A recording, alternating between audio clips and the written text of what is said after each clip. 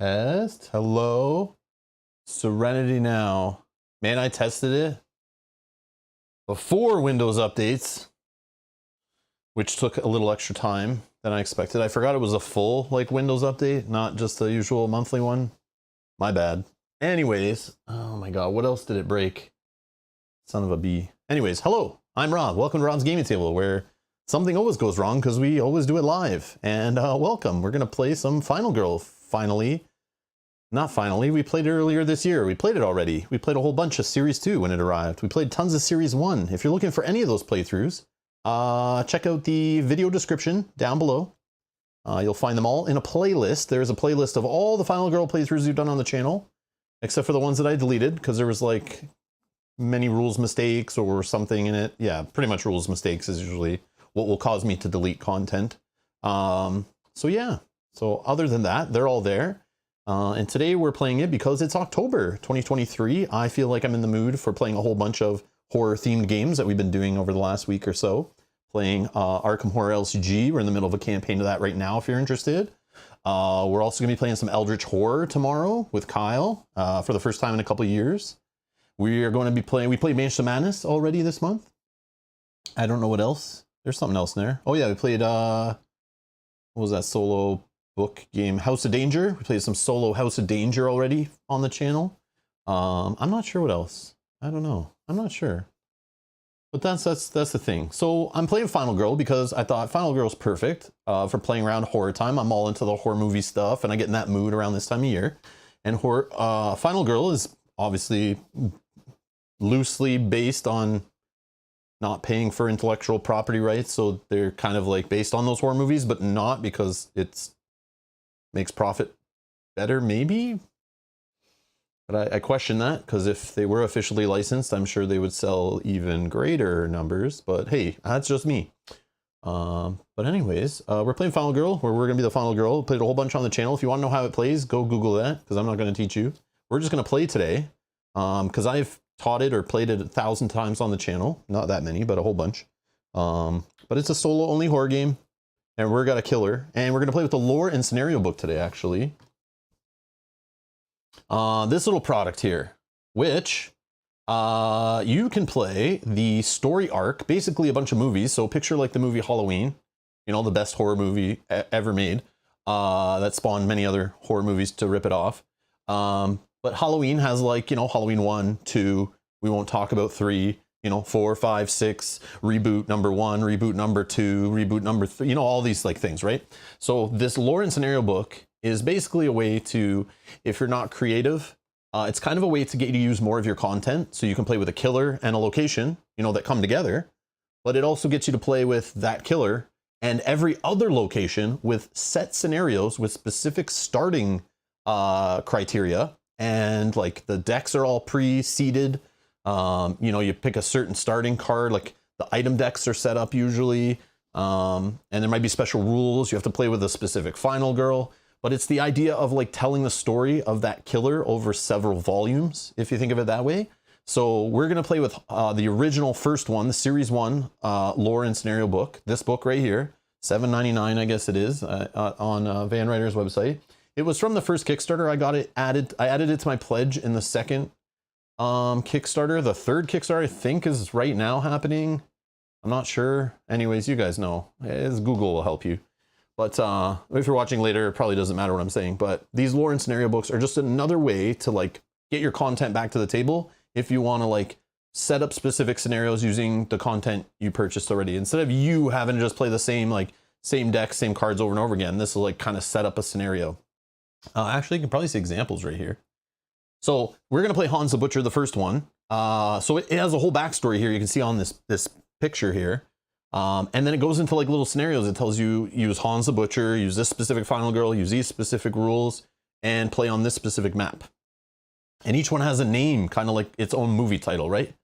So my original plan when I first heard about these, Kanji actually told me about them and was like, man, I'll scan it for you and send it over and all this stuff. I'm like, no, I'll just buy them eventually, you know, and they're cheap. I'll add them onto a pledge.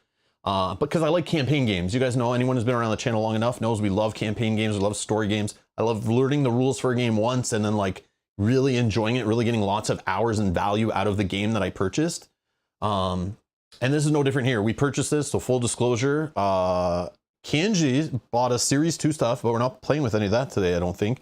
But Series 1, a couple of the boxes I think were provided by Van Ryder Games. Most of the stuff we bought from our local game store. And then on the Series 2 Kickstarter, Mel and I were like, let's just add extra stuff. So we purchased a whole bunch of stuff. So thank you everyone for supporting the channel, allowing us to kind of buy the stuff that like a publisher wouldn't really send out anyway. They don't usually send out like all of the things. But this is kind of like a niche thing for like hardcore fans of the series. But I just want to kind of highlight it and take a look at it. Because originally I thought, okay, it's campaign. I thought it was specific scenarios, and I thought there would be some kind of carryover. You level up, you get stronger, things get affected in one scenario, or things that happen in one scenario affect the next and the next. It's not that at all. It's just specific, basically standalone scenarios, but they do tell a story of the killer over time. It's like a movie arc, you know, like a series of movies, and it's telling that story of the killer. I think the final girl too, I'm not sure. But we're gonna just check it out. I don't know if I now want to play it all, because when I found out it doesn't really connect any gameplay kind of reason to keep going and trying to do good and not fail and do this. It's really just a fun way to have standalone scenarios using the same killer, but on all the maps for the same series, is what I then learned. It's not as rich and deep as I assumed it was. I thought I was buying a campaign book, but I should have known when that's titled Lore and Scenario Book. It's just scenarios. It's not like connected really. So I was kind of let down a couple days ago when I opened it and started reading through it. I talked about this on a stream the other day, but I was really bummed. So I kind of maybe only will play Final Girl once this month, because I thought this was going to drive me and really pull me into playing it. Thankfully it was only $8, so I don't care that much, but I'm kind of bummed that there is no campaign system to it. It's just kind of a shallow, like, here, let's just make some scenarios. And it probably took some time for them to make these scenarios and everything, but it's just not as deep and rich as I thought it was going to be. So if you guys are interested and want to see it continue, and it's kind of fun, but really I'm just going to show you guys how this works. And for those that don't own it, because I don't think you can buy this at retail, I don't think, but you can buy it on their website, or you can add it on a Kickstarter. They'll do another Kickstarter. They'll do them like every single year. So until they run out of horror movies to clone. Yeah, so I'm just gonna play it to try it out. But yeah, I was really let down when I found out what the lore and scenario book actually was. But I had higher hopes. That's just me. But I do love this theme. I do love this game. Don't get me wrong. I just have played it a lot, and yeah, I kind of rather play other things. If this is just more Final Girl, playing with the same things I've played already, but you know. So we're gonna play it today. We're gonna check it out. Take a look at the lore and scenario book for Series 1. But there is one for Series 2. I don't know. I'm assuming there's going to be one for Series 3. But yeah, that's just what it is. Oh yeah, and it also has in the back of it, if you want some more story on your Final Girls background stories and what they're all about and tips on how to play them, that's included in these books too. So if you just want more stuff for your game, this complements it exceptionally. But yeah. Bernardo, hello. Greetings from the shed. Having a chat with the girl, discussing the metaphysical meaning of final and how bad a job can be when your day is about running from a killer. Hey Bernardo, how's it going? Yeah, you guys are funny. Oh, third Kickstarter is in its last couple days. AKA it's basically like last couple days of being the campaign, but it's in the first month of like the 8 months. It'll be available in the late pledge manager, where everyone can still back it and add stuff and all that. So, or 10 months, probably 10 months. So no FOMO, please don't give into the FOMO. I don't care if you back that more and earn more stretch goals for a game. Don't give into that. I don't care about that. I'm good with just core set stuff. I'm happy. So, but yeah. Don't feel like you're not going to support the publisher or designer by getting something late pledged or buying it at retail. Definitely is exceptional to do that. All right. Okay. So that's what we're doing today. We're focused on the lore and scenario book. We're playing Han's first scenario. And yeah, those that don't know, Final Girl. And those who care, it's not a top 100 game. I'm sorry, we're not playing the best of the best. It's only 188, so unfortunately, we're playing kind of a garbage game today. According to the people on Board Game Geek, it's not that great. 8.4. I mean, you know, I'm just kidding.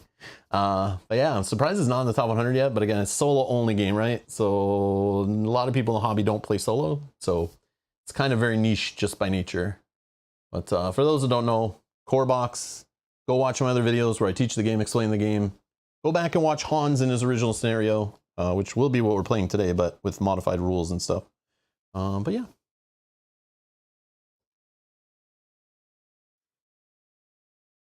So, it's pretty much set up. I already kind of went through the book, and I did see comments about how this is harder than normal, which that's another selling point for you if you're a hardcore fan, right?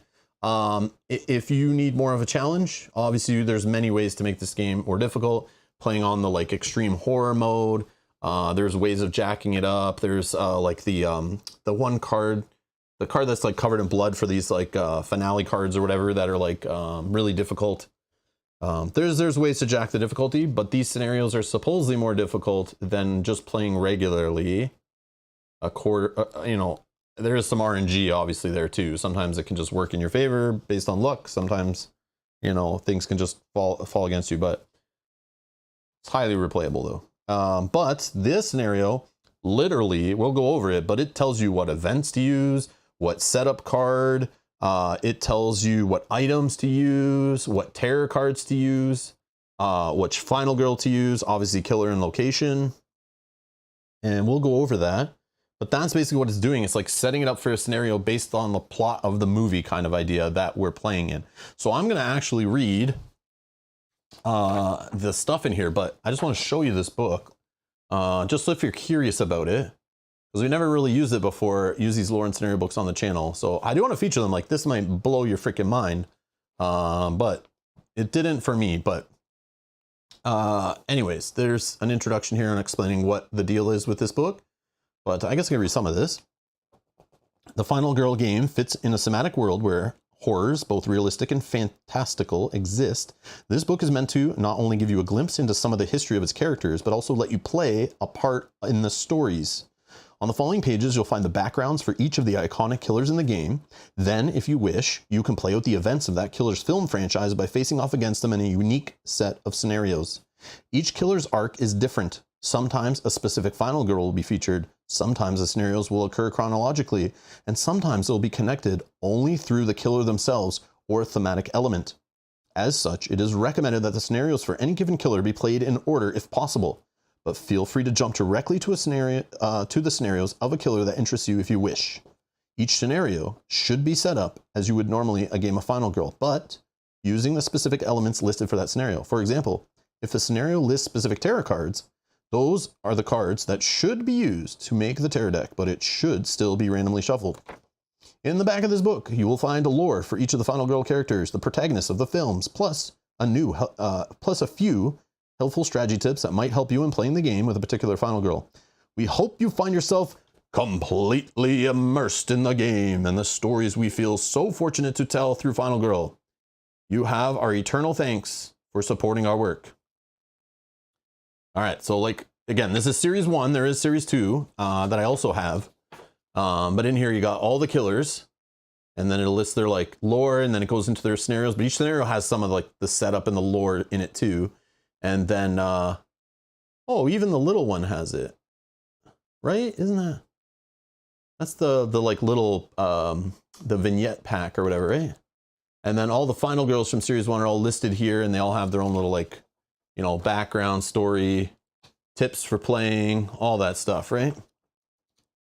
So we're playing Hans the Butcher. You know, we're going to learn all about Hans and his origin story. And then today we're going to play Night of the Pig, the first story. And we'll read all of this stuff, setting up Hans, and we'll explain what the setup is. We'll take a look at it closely before starting. So obviously, like if you play a whole bunch of times, you assume certain things. And you're like, oh, Hans kind of does this, and I'm kind of digging for this item. And if I find that item, I know I have a better shot. But this play, we might not have the items you're used to looking for. Hans might not behave the same because we're using specific terror cards. And he also is going to have a specific finale and dark power. So we kind of know exactly how Hans starts out, what he's going to do. So we have some known information. Then we have, you know, forget some of the information you know from playing Final Girl, because some of those things are not in the game, right? Like your setup is going to be the same every time you play the scenario. But it is a random shuffling. But it's like you might have to approach the scenario with a specific, you know, play style in mind, versus like if you were just to play a full scenario, you know, with a full deck of cards, you know. So yeah. Oh, also don't look at these too closely. I think there's some misprints where some of these cards that are here, like Sledgehammer Massacre, is not actually listed here. I think they just, you know, have some, yeah, like Butcher Bloodlust is not what's listed here, and like, yeah, some of these are just wrong. It's like they just stuck random cards on the pages, because it confused me. I was like, that's not what's in the scenario, but yeah, we'll follow the text though. I don't know if that's right. I don't know if there's a rata, but we're just gonna follow. I set it up like the text says. I ignored these cards, so if that makes sense, because I can't even picture every single card there anyway. So I think they're just put there as like fluff, but they put the wrong ones. All right, Hans the Butcher. Gather round, everybody. Gather round. The campers sat around the fire, pretending to listen to another one of Edwin's famous spooky stories. Some were giggling. Others were checking their phones, but all of them were pissing the counselor off. Listen up, you little piss ants. Got their attention. Clearly, the stories haven't been scary enough, so we'll cut the kiddie crap. He paused for effect, which more or less worked. Have you ever heard of Hans? You mean the guy in the piggy mask? Big deal, one smartass threw back in his face. It's called a German shame mask, dipshit. Now listen up. For once, they did. Hans made everyone in the small town of Happy Trails uncomfortable. The boy never spoke, which was part of it. He would tag along with his parents and older siblings whenever they came to town to hawk their wares, standing in the back of the butcher stall, looking down on everyone. That was also a source of the unease, his freakish height. Although he was the youngest child in the Metzger clan, a family of butchers who have immigrated from Germany, he towered over all of them, even Helmut, the family's imposing patriarch. But his height and his lack of speech weren't the real reasons why the town avoided him, and the children ran in fear. It was the wooden pig mask that he wore. That's just my naughty little Liebchen? Always too hungry for his own good, Ada, his mother, would say when asked about it. The townsfolk came to understand that Hans was being punished for his gluttony, forced to display his shame for all to see. His appetite must have been ravenous. He was never seen without the mask, although wet munching sounds could be heard from beneath it. Hans was tolerated because the meat the Metzgers sold out of their stall was better than anything else in town. Putting up with their giant mask-wearing freak was a small price to pay for pork chops and ribeyes of this quality. Over time, things changed. Fewer of the children came to the market. They are tending the farm while we are gone, Ada began to waste away. A recent illness, that is all. And Helmut became sallow and hollow-eyed. Just a season of hard work, nothing more. Hans' presence remained unchanged, with the exception that his wooden mask had been replaced by a brutal-looking iron one. The residents of Happy Trails said nothing publicly. Privately, they began enjoying their steak dinners less and less. 1 month, the Metzgers simply didn't appear at market. No Helmut, no Ada, no Hans, and no prime rib. The town decided to send a small search party to the farm to check on the family. They found it deserted. The house was empty. No animals grazed in the pasture. An eerie quiet lay over the entire property, as if even the birds and insects had left. The last place they looked was the barn, an imposing red structure behind the main homestead that the Metzgers had used as their slaughterhouse. They opened the doors and went inside. Afterwards, the search party refused to talk about what they had seen. Instead, they burned the barn and the rest of the farm to the ground and walked back to Happy Trails with the look of soldiers returning from war. The Metzgers are gone, is all they would say. The other butchers in town went out of business. The appetite for meat evaporated overnight. Animals began disappearing first. A goat here, a cow there. Every so often, a beloved family dog. The first child to go missing shocked Happy Trails, which had always been a safe community, but it was only after the fourth had disappeared that people began to leave. Thomas Hofstetter said he saw an enormous dark shape drag Maria Woodson into the dark. Others said they heard crunching sounds coming from the woods at night. Most believed them and fled. Some remained out of stubbornness. That year was a census year, but when the census takers arrived at Happy Trails, they found it utterly empty. Many of the doors open, with rotting meals on the tables, as if the families living there had simply disappeared mid-bite. Eventually, the town was razed and forgotten. Happy Trails, population 0. Years later, this camp was built on top of where the town once was. Over there, Edwin pointed off in the dark, that's where the Metzger's farmstead used to be. If you listen carefully, you can still hear Hans wandering through the trees, dragging his hammer and munching on something wet and chewy beneath his iron mask. As all of the campers turned to look, they heard a wet crunching sound in the trees. Right on cue, they screamed, with some even hightailing it away in the opposite direction. Edwin began to laugh. You little punks, we planned that. Zeke was hiding in the woods, waiting to make his Hans sounds until I finished the story. The last thing Edwin heard was a sickening crunch as his skull collapsed in a geyser of bone and scarlet. The immense figure behind him, in an iron pig mask, hoisted the giant hammer, now slick with blood, and surveyed the remaining campers, some fleeing into the woods and others frozen in fear. In the flickering firelight, it looked as if the mask was smiling. Hans couldn't help but admire the lovely buffet that had been delivered to his home like pigs to the slaughter. Dun, dun, dun. All right, so that's Hans' backstory to get us started. And then we're going to play, volume 1, the first movie called Night of the Pig. Lori had never wanted to come to camp, much less participate in the annual nighttime treasure hunt, but her girlfriend had been very convincing. It'll be fun, babe. Come on, do it for me. Lori never could say no to Lucy. Within minutes of the starting whistle, they became separated. Now Lori was lost and becoming angrier by the minute. But her anger turned to fear when the screams began.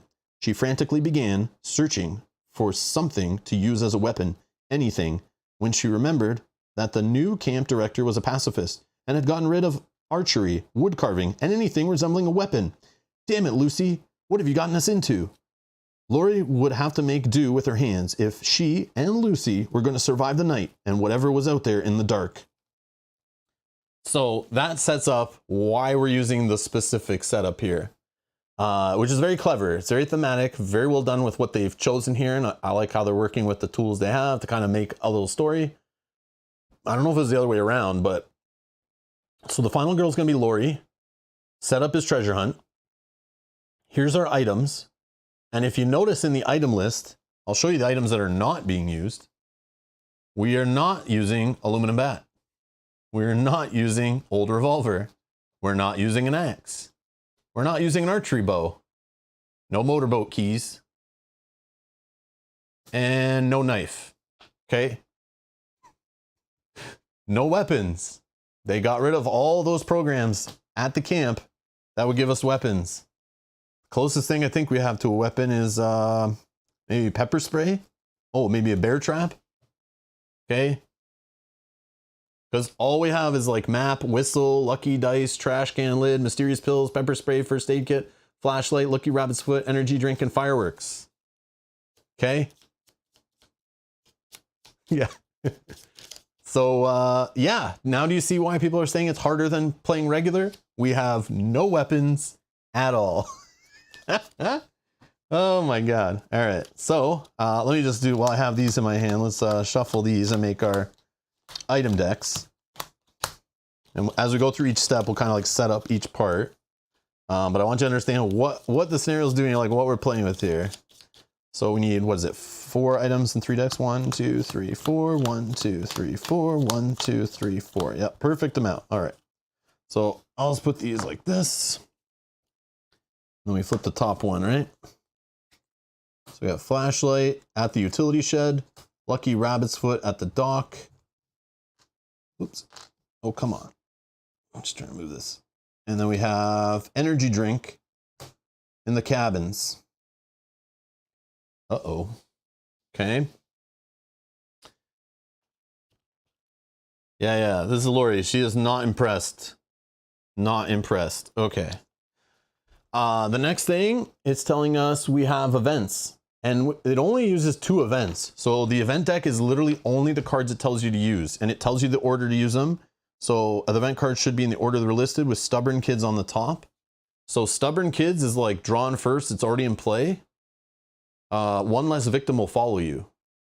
So the kids are annoying. They're not going to follow us as easy, right? So we can't just grab 2 at a time and make them run around with us, right? And then the other one in here is funny. They put in girlfriend because the story says she's there with her girlfriend, which this will happen at some point because one of the cards in the terror deck will tell us to draw an event, but there are no other ones that make us draw events. So it's kind of set up like perfectly. And then there's a treasure hunt setup. Feel free to double check that I actually set it up right, because it would not be the first time in a game where I missed something in the setup. You can pause it and do whatever, but 2, 1, 2, 1, 1, 1, 2. Lori, Hans. Okay. And then here we have Camp Happy Trails tarot cards. So we have Fire and Let's Go See If the Rumors Are True. Then a whole bunch of Hans tarot cards. So there's 8 and 2. So we still have a deck of 10. Then it tells you use the Dark Power, Dark Obsession, and Finale Bloodbath. And there's no special rules for this one. So this is the Night of the Pig. So I have the cards here. They're all set up in here. And one of them does an event card for sure. Definitely saw that. But a whole bunch of these like draw the next tarot card, especially if there are no victims left on the board. But the fact that they slowed us down on victim movement, but I'm sure he'll kill a lot of them, is gonna kind of speed things up. We will see.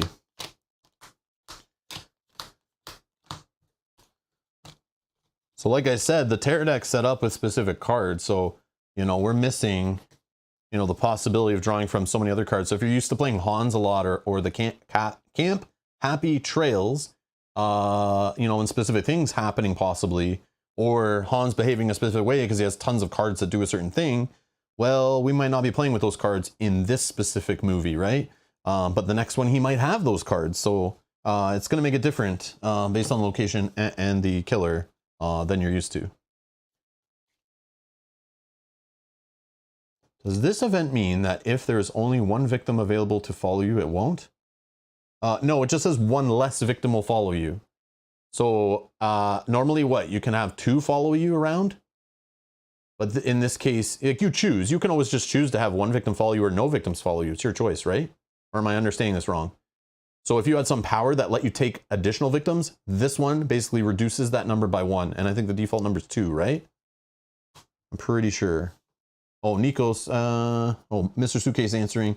It means max of 1 instead of max of 2 follow you. But I'm assuming there's items and things that change how many follow you for them to use the wording 1 less victim. Instead of using a maximum 1 victim will follow you. Yeah, I would assume so. All right. Yeah, they're just being safe for like any, because you can mix all the you can mix any different game, even future volumes you can mix in and stuff. So I think that wording kind of just covers their bases, right? But yeah, by default, so now we can only have 1. So if we're trying to like, you know, get someone to this exit down here, you know, normally I might move here, grab this one, move here, take them both with me, you know, out the exit. I can't do that now. I can only have 1 follow me. So in this case, I might just like, you know, grab this one and run it out. Then I have to go all the way back. So it's gonna be really hard to rescue enough victims, I assume. And here's the thing, we all know Lori. Lori is, again, my first experience with the game. Playing Lori, I remember Lori. She's the one that gets you. I love this sweet ability of she'll just let you do an extra damage. So I think that's what we're kind of trying to achieve. I bet the win or loss will depend heavily if we can get this flipped, right? Because Hans has a lot of potential health. He's starting at 12, right? Plus there's a tarot card in here that could add 2 more. Not both. He does have a chance of having 2 of them, I think. But in this deck, there's only 1. So the most he's going to go to is 14. But still, when you have no weapons, none. I didn't even put in Laurie's like special bow. I'm not messing with any of that. I'm going to play the scenario exactly as designed. So Laurie basically is a walking weapon, but we need to save at least 6 victims. And normally I'd be like pretty confident we can do that. But now we can only have one of them follow us at a time. And so that means we're slower at it. And then Hans here is going to be killing them. And that's going to cause a problem where he's going to start moving faster and killing more of them. And yeah, we'll see. We will see. So yeah. All right. We need to set up these. Let's do. Just trying to mix them without flipping any of them.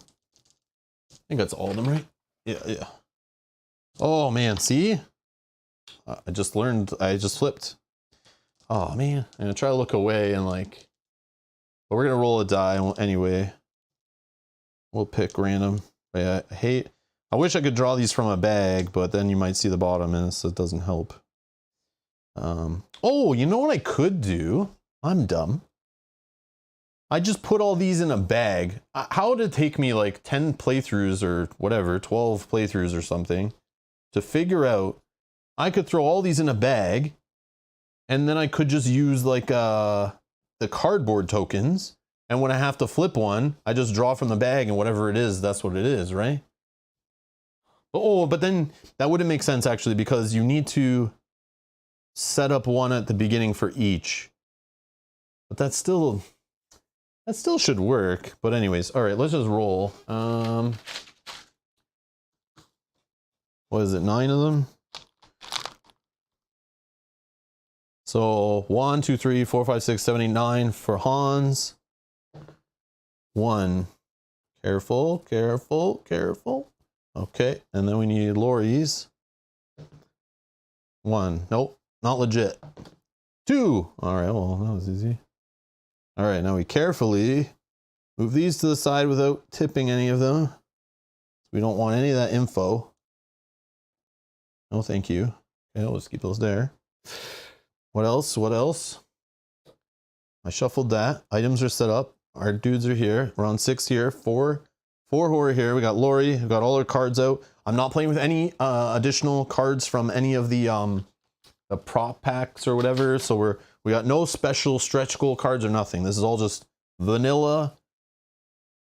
Everything is like kind of like retail, except for obviously the premium tokens and stuff. But so all you would need is the lore and scenario book, which you can still get without backing a Kickstarter. So if you bought a bunch of stuff at retail, again, I have a link actually I put for this below. Again, no kickbacks or anything, but just to help you out. If you're interested in this book we're playing with today, I linked it down below so you can read more about it straight from the publisher's website. All right. Are we ready to get our butts kicked? I mean, we're in Hans' world here, right? So, you know, we're playing by Hans' rules. I expect Hans to kick our butt. We're going to try our best to get ourselves and or our girlfriend out alive, and maybe even kill Hans for him never to return unless they sell enough movie tickets to make a sequel. You know what I mean?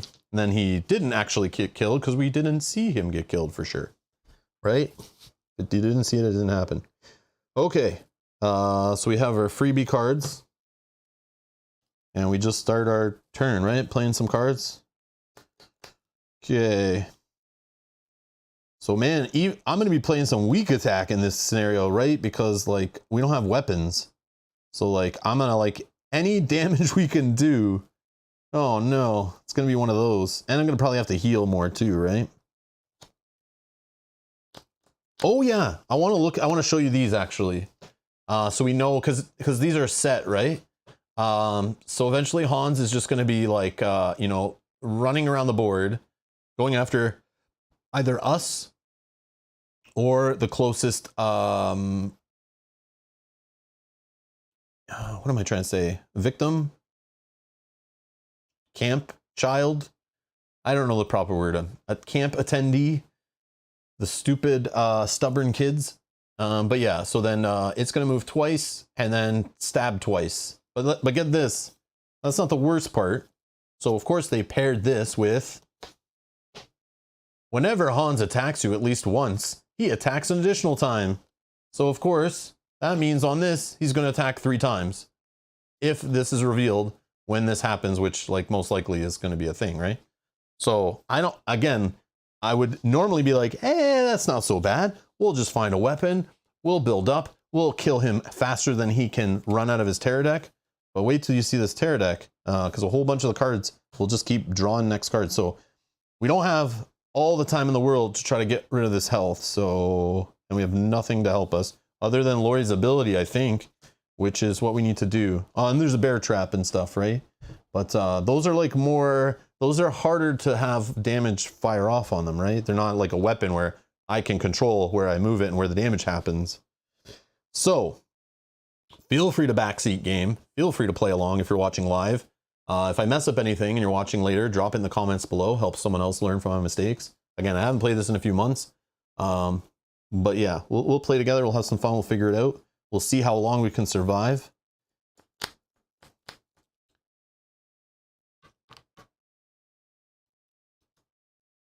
Oh, that's true. Yeah, he won't if he's, yes, that's true. But I'm picturing like by the time he gets his finale card, there's not going to be many victims on the board.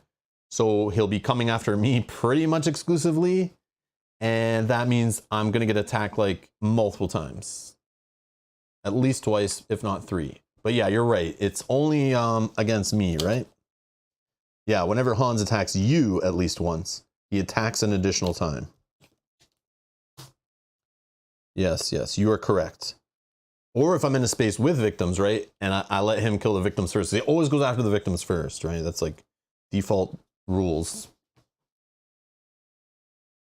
Oh, I already answered that Tigers fan earlier in the stream. Tiger, but I'll answer it again. Are you planning to go through the entire lore book or just the Hans films? The plan was to go through just the Hans, but now the plan has changed since I learned what the lore and scenario book is, that it's not the cool campaign kind of system I thought it was. It's literally just standalone scenarios kind of slapped together. I was hoping there'd be more of a deep campaign system where like we would evolve. Maybe our final girl gets stronger. Maybe just what happens in one scenario changes the setup or something of the next scenario. But there's literally none of that. The scenarios don't connect other than story fluff. So that just has not motivated me to play more than maybe just one scenario. So I'm just going to try out one of these standalone scenarios. But I don't know if I'll even play more Final Girl. Otherwise, maybe we'll just play some random Final Girl later in the month. But it totally turned me off once I learned what the lore and scenario book was earlier this week when I read through it. So yeah, so my plan right now is literally just to get through to the end of the stream. So I might not even play any more Final Girl, just so you know, based on just being honest and open with it. So it's not the product I thought it was. But that's my bad. I didn't look into it deeper when I bought it. I just kind of thought it was a campaign book and just like bought it. So that's my bad. But yeah, I'd probably rather play some other games, to be honest, you know. But I was so excited to thought there'd be a campaign system for this game, but I should have known better. It's an $8 book. Like, what did I expect? My bad, my bad. All right. So, but yeah, let's see here. So I kind of just need to rescue some, like the items suck, right? Is how I'm looking at it. So like, do I just ignore them the way I play? Since there's no weapons in there, like why waste my time searching ever? I should probably like, my weapon is flipping my card. So like I should just try to rescue hostages. That'll hopefully keep him in check. I need, oh, my horror. Hans is a horror nut, right? I need to keep this down too, if I can. So do I just do the first turn and I like blow everything? I don't know. But yeah, let's, and we want to get the distraction next turn, I think.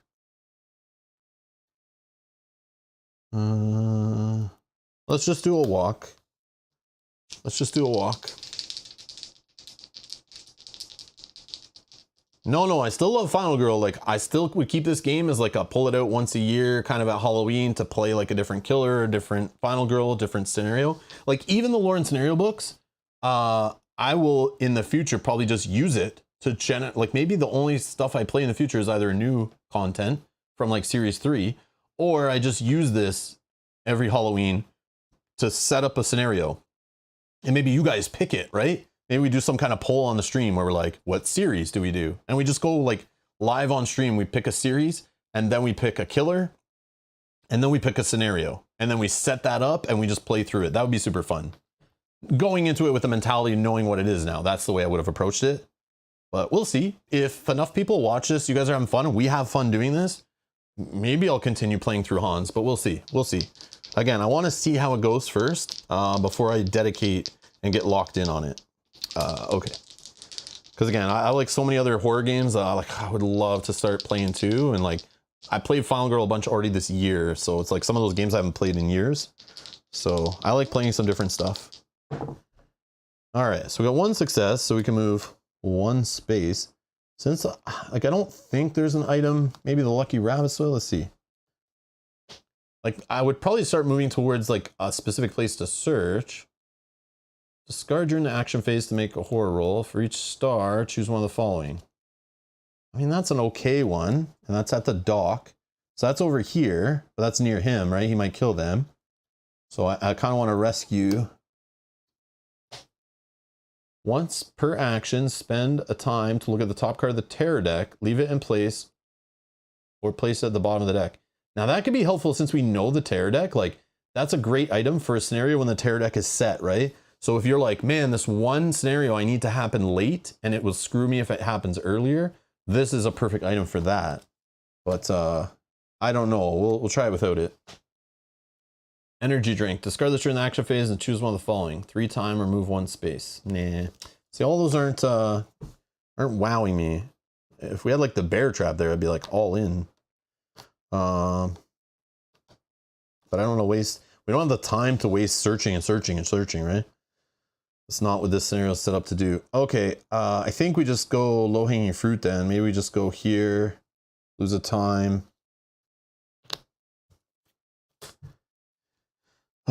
So I think we're at 5. I want to buy a distraction and I want to buy a sprint.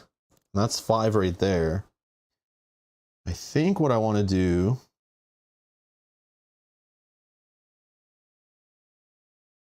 Let's just go with focus.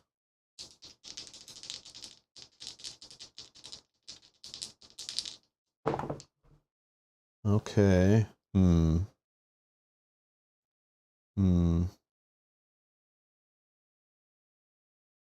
Let's do a short wet rest and a weak attack to get 1 success out of that. So we'll drop our horror down 1 and we lose 1 time. Yeah, that didn't. That's okay, I guess. I was hoping. So we're at 4. And we have 2 cards. All right. Well, unfortunately, I think we're going to toss this focus for a point. And we're going to hold the walk. And then we're going to shop and get distraction and sprint. And then this guy is going to stab, right? He doesn't move. He just stabs. No one's there. And then we're going to have card number 1. Oh, now he's going to be moving. If there's no victims on the board, discard and draw the next terror card. Otherwise, he's going after the closest victim, moving 1 per move. So it could be 1, 2, or 1, 2. I'll just random it, right? Oh, actually, it's where there's the most too, right? So they're both tied. So let's just go odds and evens. Odds. So he's going this way, and then killing 1, which will raise this up, right? That he wants fresh blood. Okay, that sucks. So we're going like, yeah, we didn't, that sucks that he went that way, but I mean, hey, that's what's happening. So yeah. Yeah, how about that? All right. The bloodbath begins. So someone got killed, so this guy's gonna panic, right? So let's roll a die and find out which direction, if at all. 6. Oh yeah, I'm rolling these nice 6s now. That's fantastic. So now remind me. I think it's the orange numbers, right, that I'm going for on this space. That's which way the guy's running. Or is it the numbers that are, yeah, I think it's the orange ones, right? So it's like 1 to 4 up here, 6 here, and a 5 here. So it goes this way. Yeah. Thank you, minion. No worries, no worries. I'm gonna need the luck though. I appreciate it. I am gonna need it. Or and flip attack when you can. Yeah, no worries, Tigers fan. No worries, no worries. Yeah, not everyone's here at the start of the stream too. Yeah, I gotta remember that. It's all good. It's all good. Now you just have to tell anyone else later who comes in the stream and then asks the same question. It's your responsibility now. Pay it forward. Just kidding. Okay. What's next? No items. Play action cards again. All right. I guess. Yeah, we're gonna try a sprint. Oh man, what do I do? Here's the problem. I played too many cards last round. I shouldn't have, but I did. But I would love a sprint. Only needs one success for me to get here and here, and I can rescue both, which is amazing. The only problem is I'm right next to the killer in that space. And if the sprint doesn't work out and I only get to move one, then I'm going to need to play the walk, which for sure will let me move one. And then I never played distraction. And distraction I want to play when I have more cards or rerolls. So I might just hold on to distraction. But there's this magical world where I'm like, okay, I have distraction. I will play it and roll 2 successes. Oh, perfect. That will reduce me, you know, down on the track here. And then I'll be rolling extra dice for these other 2 to work out, right? But I screwed up last round for sure. 100% I screwed up. So I don't really want to play the distraction to waste it, but more than likely it'll help me reduce horror once. But I mean, that's like not really what I'm looking for. So what I think I do, it's more important to save hostages, I think, for what we're doing. So I think I really value the sprint and I play that. And if I have to toss both of these, I will. That's the problem. Like if I can move and save 2 hostages, that's way more important, I think, than the distraction. I mean, a hostage could lower our horror too, right? So I'm going to try the sprint. Yeah. So in a perfect world, I'll just save distraction. I'll sprint right now, get done what I want. But then the problem is I'm in a space with this, right beside this guy. So if he pulls a card that wants to kill me, I need to like get a guard, I guess, or retaliate. But then I don't want to be carrying that around if he doesn't attack me. I don't know. But I'm getting greedy. I'm greedy for, I need to get Lori's special power going. So here we go. What do we get? We got a 6 and a 3. So I technically have the 2 spaces already, right? So maybe let's not get greedy, but there is a chance here. Oops, sorry. There is a chance I could throw these away, but it would just give me 1 extra space. I mean, that could be enough to not get the killer attacking me because he only moves for 1. But I still think distraction. I love this card so much. My favorite card in the whole game. I kind of don't want to toss it right now. It's probably not worth the 1 extra space. But I mean, after I get attacked and I lose some, I would lose 2 health. But again, I might grab guard, which could help offset that. Yeah, I don't know, guys. I'm going to just do the 2. So I'll do 1 and then 2. Okay. Oh, I lose a time. When I'm in this exit space here, I'll save these 2. I guess I'll drop my horror. Oh, I could take a card. She has like she has gain 2 time twice, health, move 1 space and take an action card. Maybe I just move 1 space off of her ability. Yeah, maybe I do that just to get away from the killer a bit. Yeah, I'll just move 1 space now, I think. Because then maybe I don't have to worry so much about getting attacked. I don't know. That's my theory. Oh, you guys can see. Yeah, I'll just move 1 this way. I think. Yeah, and I'll say that's a successful turn. 4 more victims and we're living the dream. And I'll hold on to distraction and walk. Oh yeah, I could have played walk to help me move an extra space. Also, did I reset this back to 6? Yes, I did, right? I don't know if I did. I might have forgotten. Yeah, I did probably, right? I do that all the time. So I only spent 1 time this turn, right? So I should be at 5. Yeah. Yeah, I'll keep the walk in hand, I think. So I have 5 to spend. So what would I go for? Maybe another distraction. I'm just thinking here if I should throw away walk to get 6. That could give me the 2 here. But I really need to think of movement, right? To get some hostages rescued. Or I mean victims rescued. Move the extra space off her card like you did. Makes sense to me. Okay, perfect, perfect. Hey Brian, how you doing? You on break, I assume? Get a little lunch, get a little lunch break in? Because you're obviously not watching while you're like actually in a classroom working, right? Forcing your students to, you know, do some work without your help, right? Right?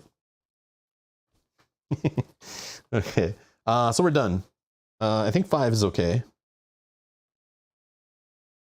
I want sprint. That's 2. I could take another distraction, but I don't think we go there. I think we go sprint is 2. One of these for 1. That's 3. I can buy another 2 card.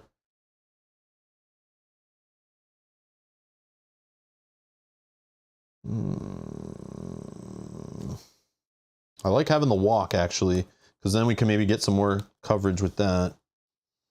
Really doesn't matter what the other thing I get is.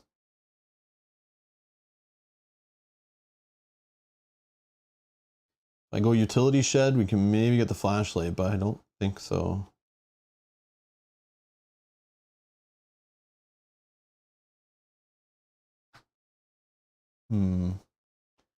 Lunching, of course. There may be a student or 2, so best language, please. Oh, good thing you weren't here for reading the story at the beginning.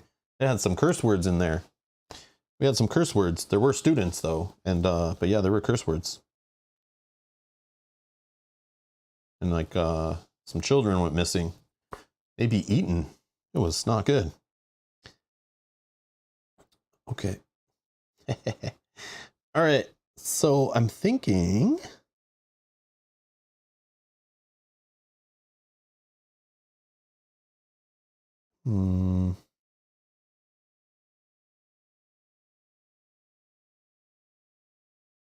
Yeah, we just keep. I think we're good. Okay. So 5 points. So we'll take all our free cards unless we can't hold them. We're definitely taking sprint for 2. That leaves us with 3 left. We could do another distraction and just get crazy with it, but I don't like not having close call in hand.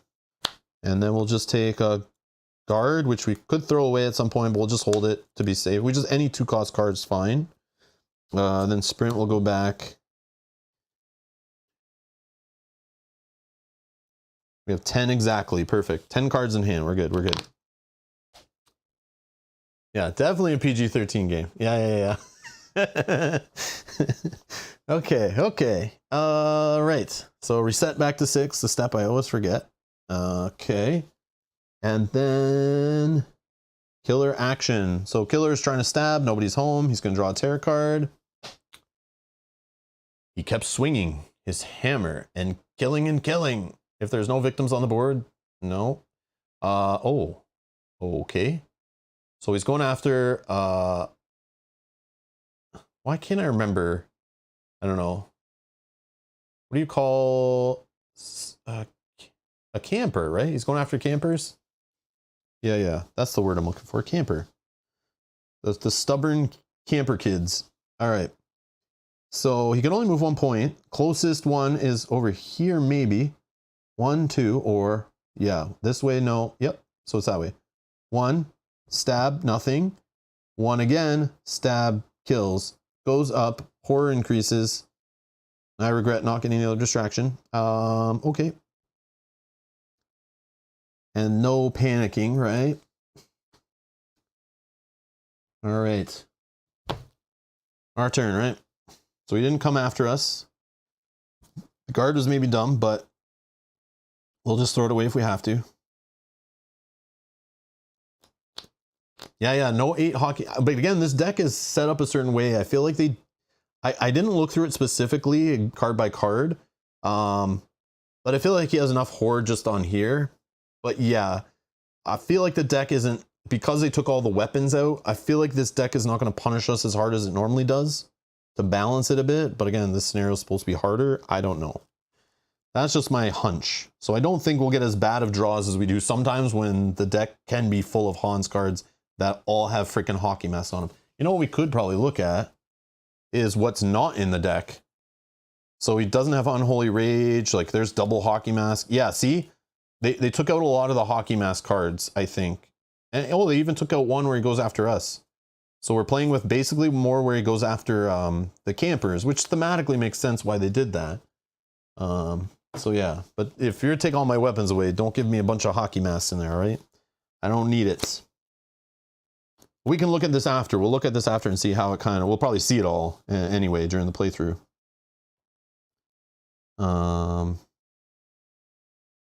Okay, so, I mean, distraction could still get us where we need to be. Well, let's see what we can do.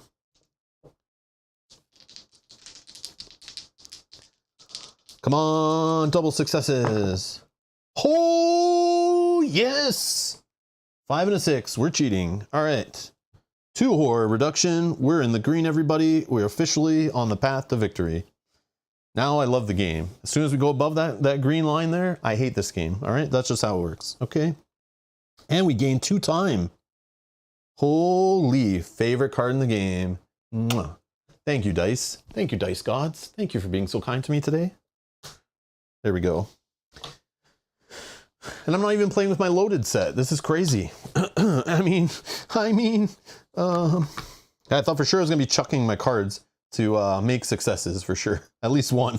At least one set, I should say. Oh, man, that's great. Okay, we're rolling 3 dice, baby. Here we go. Okay, let's go save some campers. Sprint, right? Sprint's the next priority.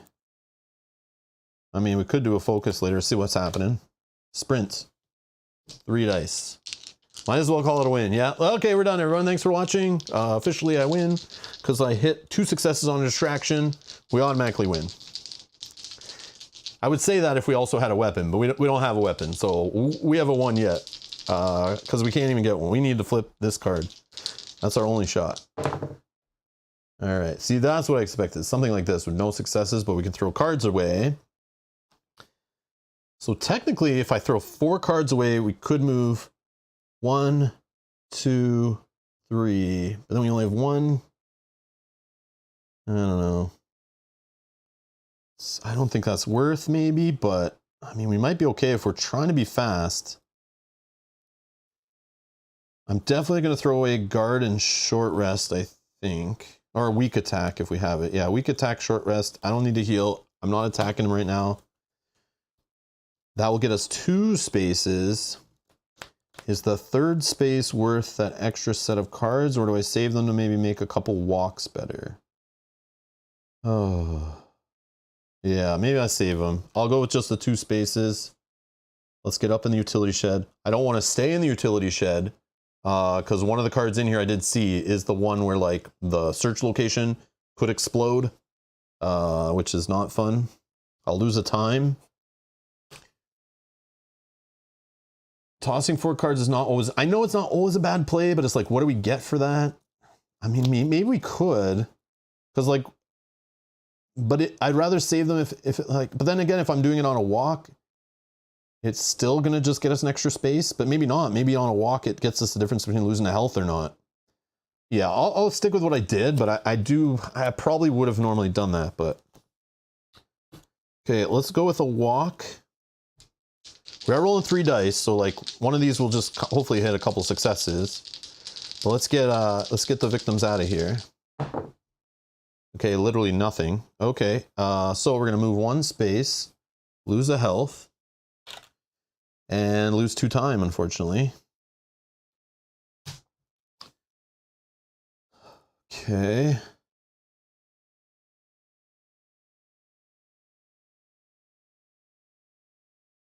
Think I'm gonna just try.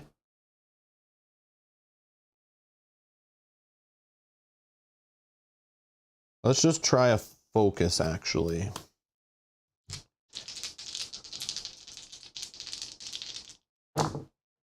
Oh man, yeah, not the greatest. Okay, so we're gonna use a guard. Oh, and a close call. Yeah, a guard and a close call. So we get 1 success, so it'll drop us down 1, and we lose the time down to 4. And I'll stop there. That didn't all work out that great, actually. That was kind of sucky. But I'll hold the focus in the walk, I think. Maybe I can get rid of the focus. Yeah. I'm going to get rid of the focus and go to 5. Okay. And then with the 5, we're going to buy sprint. Close call. And we're going to buy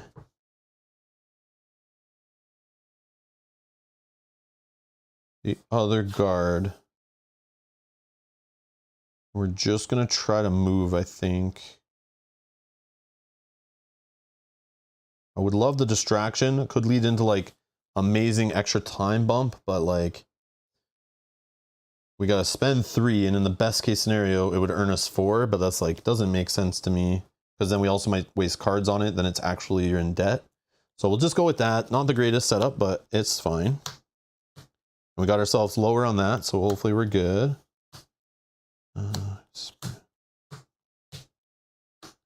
Okay.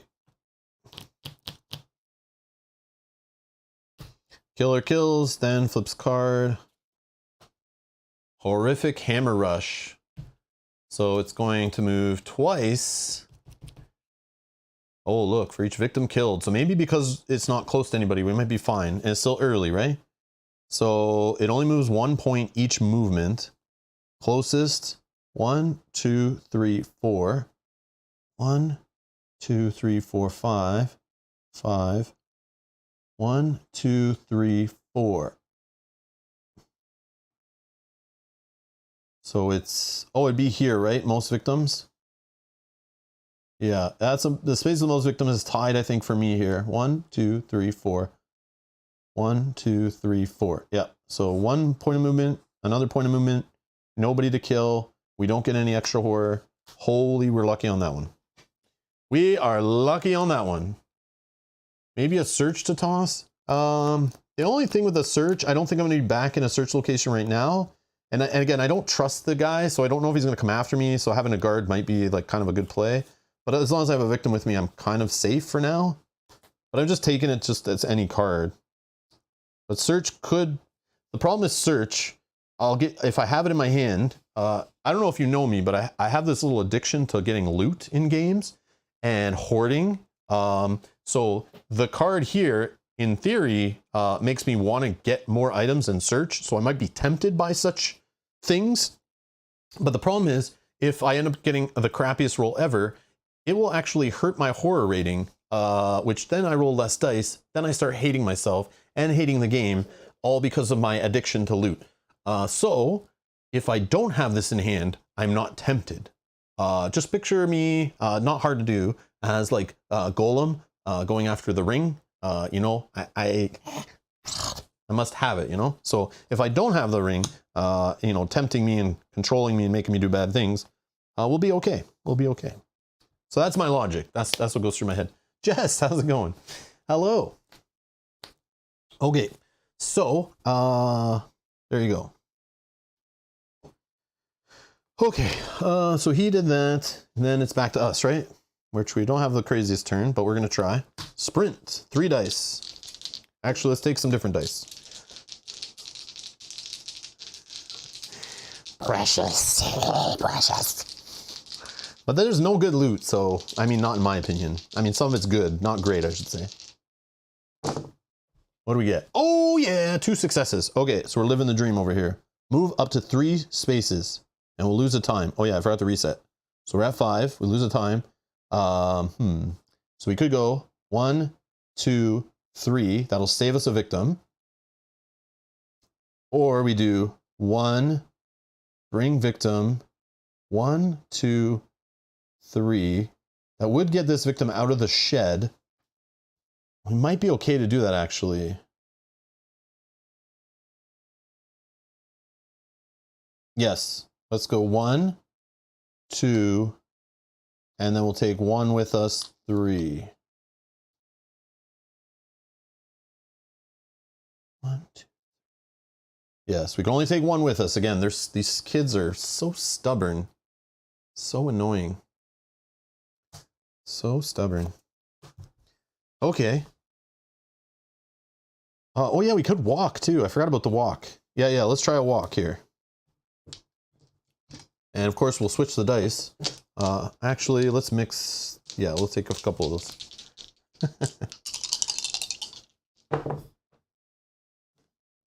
Oh, double success. Yes, success. Okay, so what does that do? 2 spaces. Okay, so we'll go, we lose the time for sure. Let's not forget that. 1. And then while we're here, let's save. I'm just debating, do I heal the health I'm missing? Do I take 2 time, or do I just take an extra card that costs 2 time? I think it doesn't matter that much, but I'm about to get a whole ton of cards, so maybe I'll just take, I'll just take the 2 time. Yes, 2 time. Back to 6. And that is my turn. Oh yeah, we get 1 more space of movement. Let's go here. Yeah. Okay.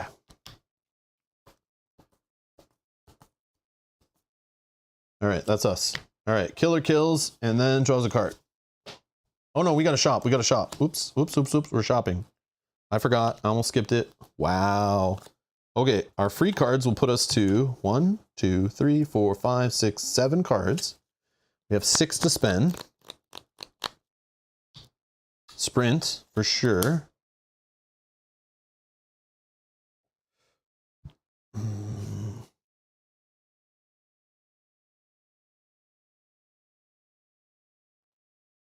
I mean, at some point I should just like pop a retaliate in my deck.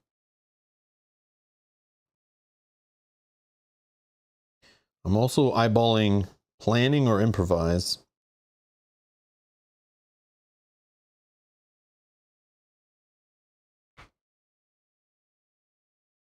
Definitely want this, I think. Oh, maybe I should, what I have left, I had a guard.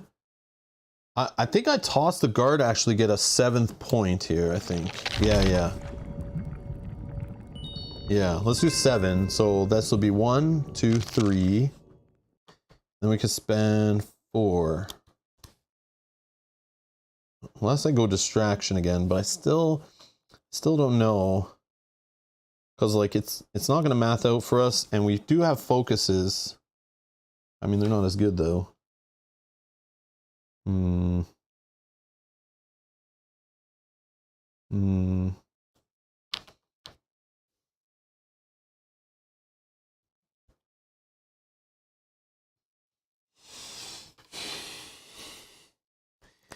Furious Strike? Do you think already?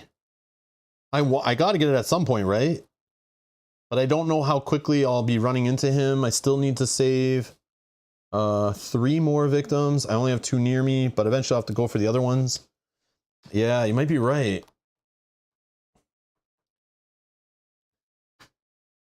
Brian, thank you for the super chat. Thank you so much. To help you at Loot Anonymous meeting. Thank you so much. Yeah, giving me loot. That's really going to help. Jeez, what's wrong with you people? Anyways, thank you. Thank you so much. Okay, damn. Or do I just keep... Yeah, you know what? Let's, we'll keep the guard, and then we'll just spend 6, with these 3. Reset. We'll put this back, because we can only have 3 cards. 1, 2, 3, 4, 5, 6, 7, 8, 9, 10. Yeah, 10. So we're kind of capped. But yeah, Furious Strike, eventually, I just worried I'll be holding it forever. And I don't want to do that either. But we definitely need to look into that soon. And like retaliate. Okay, sorry. Killer stabs, no one's home. And then he just keeps coming. Oh, technically he could come after me if I was closer. So my horror will go up 1. That's not too bad. He still only moves by 1. So that's not even gonna get him there. Wow. Okay, so that's not that bad. But he is probably going to kill these two before I can get them. So there's like, I don't know.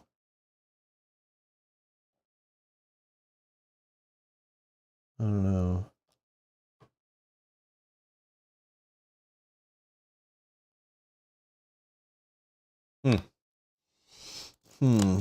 Okay. Sprint time.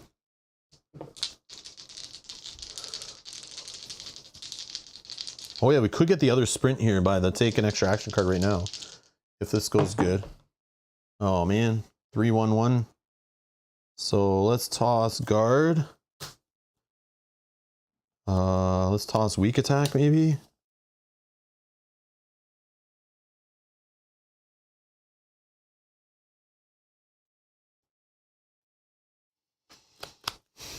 Okay, so 2 spaces. So we're gonna go 1, save. Yeah, let's take the other sprint. And then we lose a time. Down to 5. Okay. So what I think I do is go try to save the camper at makeout point.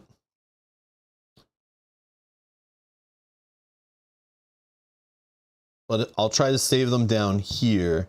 So it's like a ton of movement. But these two I need to get. This one's like much further. Actually, this one's closer to him than this one is actually.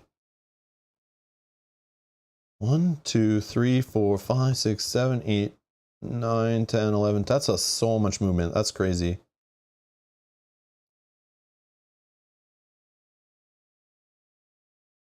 Or if one of these, I kind of wish one got killed and the other one panicked. Maybe they panicked to here. That would have been amazing. But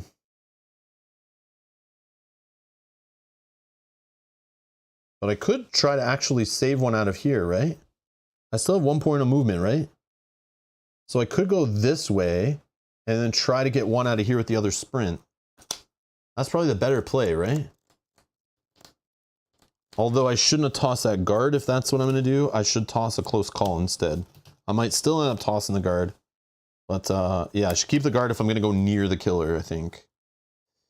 Yeah, keep that nearby. If I was going this way, it doesn't matter as much, but this way it does. So I'll definitely choose those as my card to toss.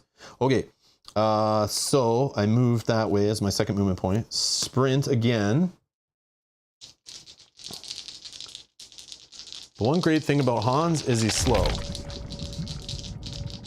Jacko, thank you so much for the super chat. First taste of loot is free. That's right, and you're hooked. First hit's free. I don't know why that's not playing the sound effect.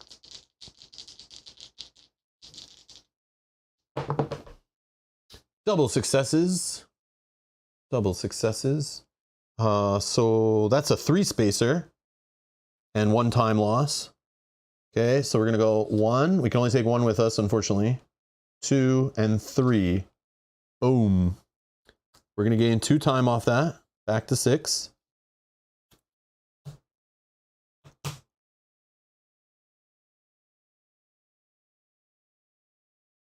I just need to save 1 more. I'm sorry, I'm gonna leave this one here as a distraction, I think.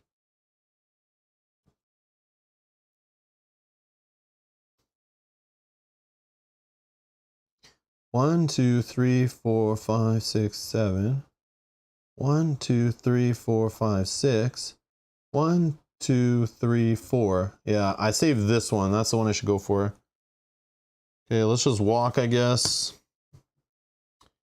Oh, it should be distraction. I should get out of my hand also. 2 successes. So that's 1 time loss and 2 spaces. 1, 2.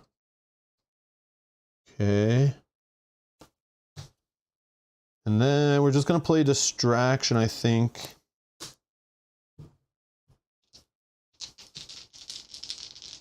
I didn't see a new member. My alerts are like definitely messed up today. And like, again, Windows updates this morning, I don't know what happened, but it's not the first thing that's broken so far. Okay, hold on. I want to check something.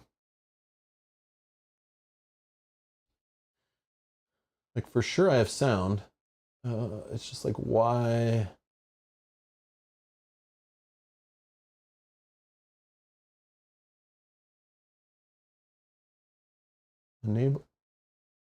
enable sound. Why is...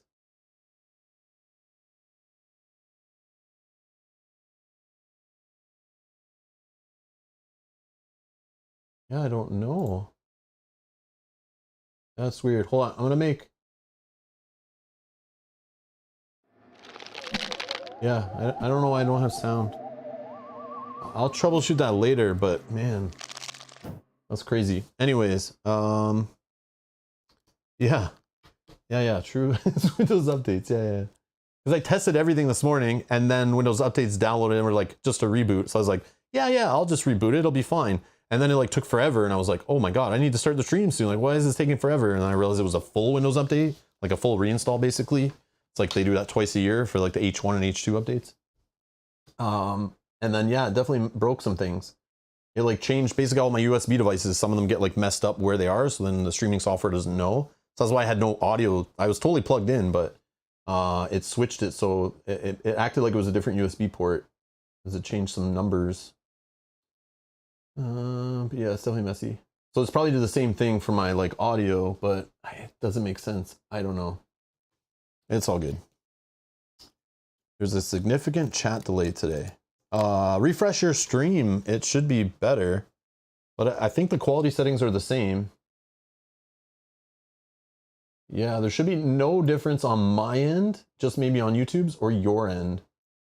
Yeah, my bitrate's the same, resolution, all that stuff's the same. Yeah. So if that's happening to you, refresh your browser or make sure you fully close your app on your device and then reopen it fresh. It'll get it synced back up and clear the cache and stuff. Yeah. All right. Okay. Did I roll? I didn't roll anything yet, right? Yeah, that's annoying. So I'm sorry if I missed. Puddin Tame, thank you for subscribing. But I didn't see any other members. I'm so sorry. Yeah, I don't see it. Anyway, sorry. Okay. Thank you for supporting the channel. Please, thank you so much. Thank you. It's just you. Jacko, I know you're getting old and all. I didn't want to say it, but I feel like it was the problem between the keyboard and the chair, not the actual technology. But you know, you're a nice guy and everything. I didn't want to like state the obvious, you know. I'm just kidding. All right, what the hell? We got the dice bouncing everywhere. But the dice were nice. Okay. All right. Yeah, the neoprene, man. It's like definitely harder on the dice tray. So this is a double success. So we are gonna do -1 horror, but we can't take the second one, but it will give us an extra time, right? And then this one does 2 more. Boom, boom, up to 8. We didn't need that much, but I think it's still good. Oh, now we can talk about critical blow, actually. Huh. Yeah, because we won't have walk. Oh, we will have 1 walk next turn. So like maybe the walk will get us there, but maybe not. Yeah. I could just short rest too, just to try to get that health point back. But again, it can mess up with our horror, and I should have done that before doing distraction. Now I'm just like annoyed.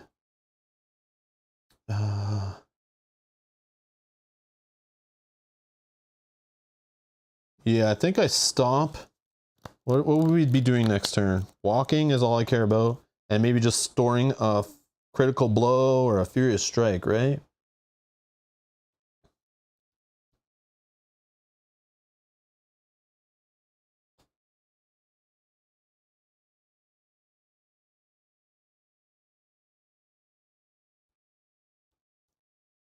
Hmm.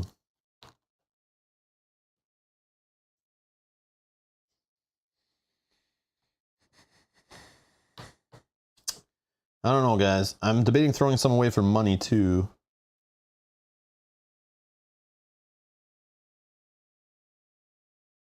Nah, let's short rest. Let's short rest. Oh, yeah, we have the health. Sorry, we have the health of saving the victim. Thank you for saving me. I forgot. Yeah, we don't need the short rest right now. That's dumb. Yes, yes. I probably should throw it away for a card point. Okay, here's what I'm thinking.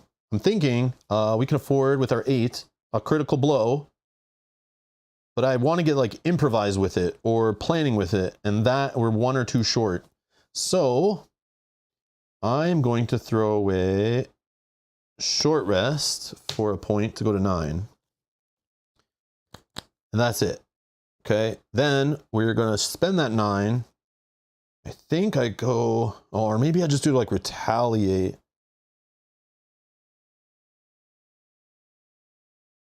Because we do need to get to him. Like, he'll get to us too once he's done killing, but we want to save time in the game too.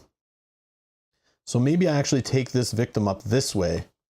And that way I'm near the killer. Maybe I can like attack him and save some more victims even.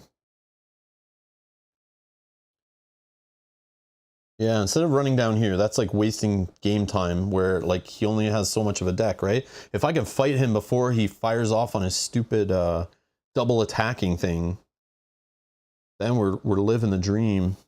Okay, so we'll get to him quicker than we think, but do we just play retaliate as a 4, and then maybe grab a furious strike?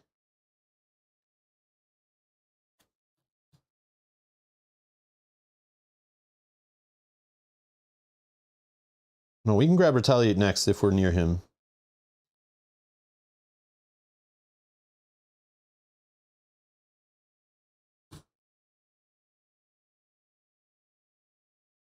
One, two, three, 4. I would have to move to get to him. I won't have the sprints, right? Because they're all played. Yeah, I'm not gonna be able to reach him. So like, critical blow right now is kind of dumb, but I have like lots of money.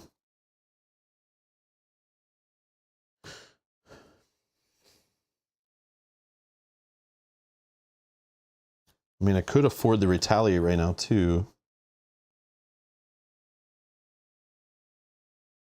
Yeah, I'll toss the focus actually. We'll go up to 10. Let's go critical blow and like retaliate.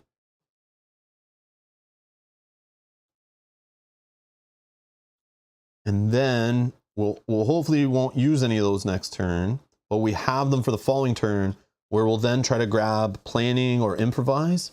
And we'll have a bunch of cards to choose from. I don't know. I don't know.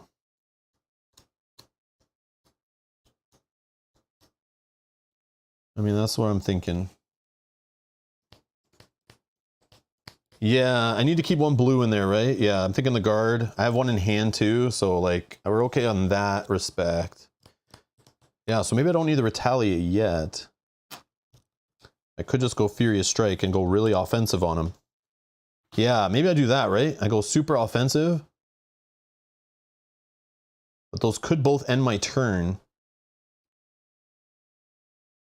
I like to rotate these, like play 1 and then buy the other, and then if, you know, like...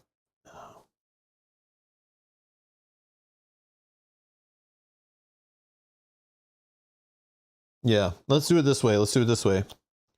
Oh, I also need to save that victim before I can even do any of this attacking. So yeah, let's do that. Let's just invest in the future. Oh yeah, I get the walk too, right? Yeah.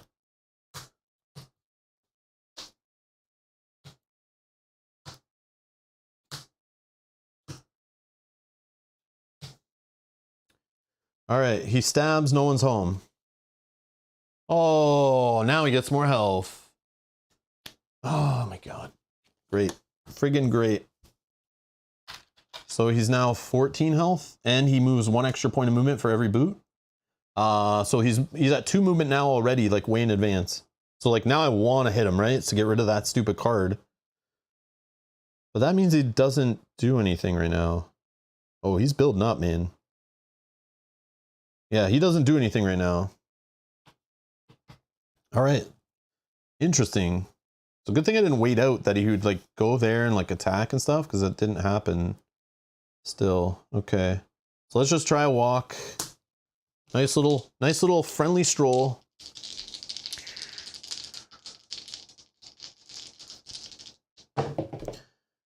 Okay, it's a 4. Ugh. All double cards. 3, 4, 4. Again, if improvise was used, that would be a pretty cool turn, but it's not. So, oh, okay, okay. Close call and focus. Just to be able to move one space. Oh man, would that be so, that's crazy. I should not even think that. There's a world where I want to save that victim so bad, but that's not smart, Rob. Don't even.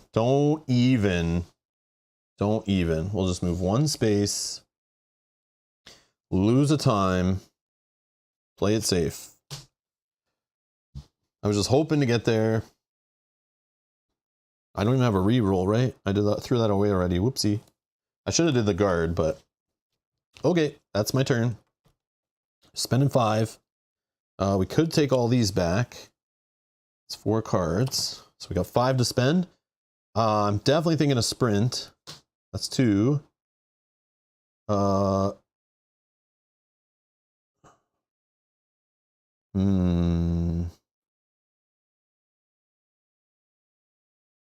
Maybe an improvise? We won't have a reroll. That's kind of rough. Till this action phase ends, all 3s and 4s are successes, or for the next horror roll only. I don't know how much I like this.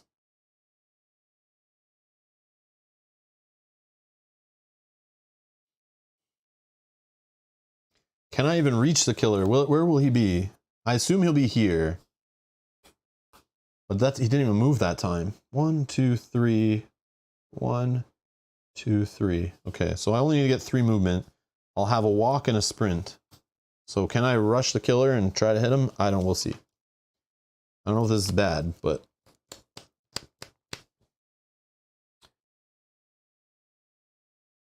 buy sprint and improvise again.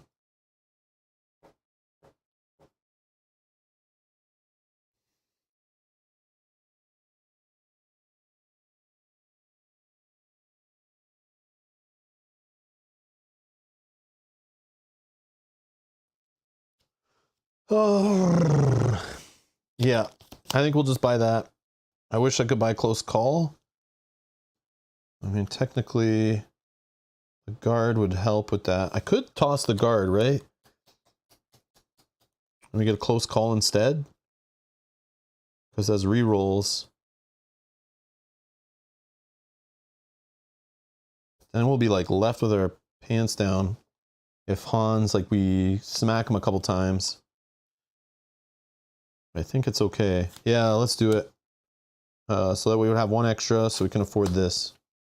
Yeah. I think it's crazy. I don't think it's smart what I just did, but we're going all in. I think we need to start attacking him. Could be my downfall.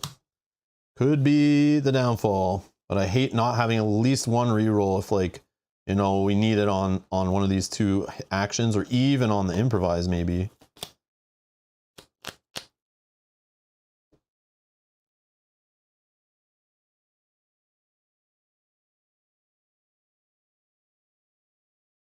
I think the improvise is a smart play.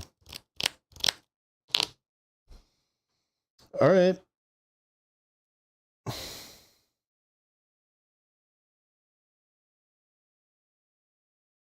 Kills, no one's there. He wants fresh blood. Okay, here we go. Finally, we get some killing. So he's just going to move to the closest one here. Kill. This goes up. Nobody panics. So he's still the same distance from me, unfortunately. Okay. Now here's the crazy thing. Improvise. Do I save this? Like, do I be greedy and I hope to get 2 successes and then all 3s and 4s are successes for the rest of the turn? That might end up costing me, but most likely I would get the middle option for the next horror roll only. And then I could use that on my sprint only. Or do I save that? I just try a sprint first. Because what if I don't even reach him?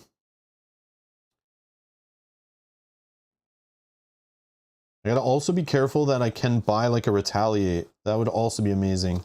I could play just more passively and just play the sprint, see where it takes me. Oh, I have a walk also.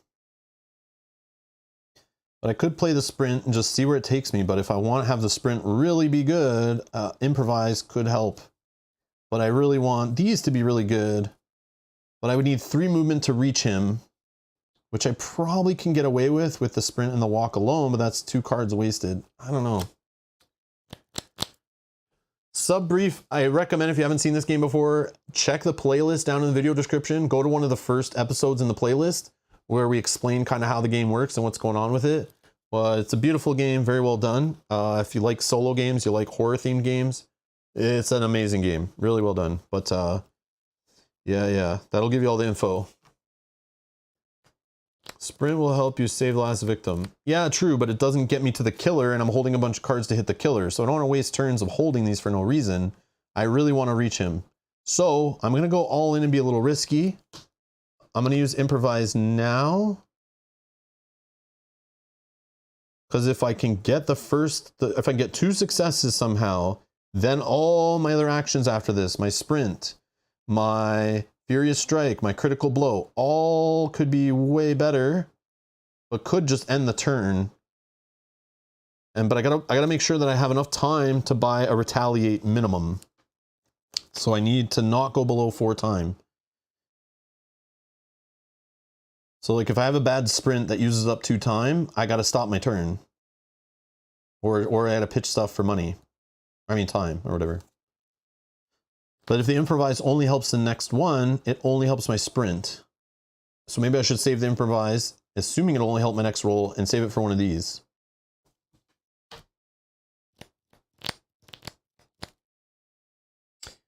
Yeah, if I save, I'll get extra damage, but I literally only need 1 point of movement to get the victim saved, so I'm not worried about that.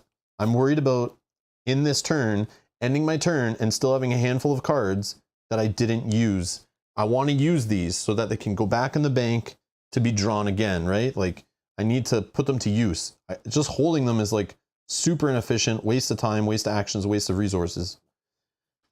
So in a perfect world, I want to get to him. And on the way getting to him will automatically save this victim because the exit space is on the way. So saving the victim is irrelevant. That will happen no matter what. Because even if I fail on the sprint, I'm moving 1. But I'm greedy. I don't want to fail. I want to get all the way to him this turn. And do it with tons of time left. That's my theory. So, I think...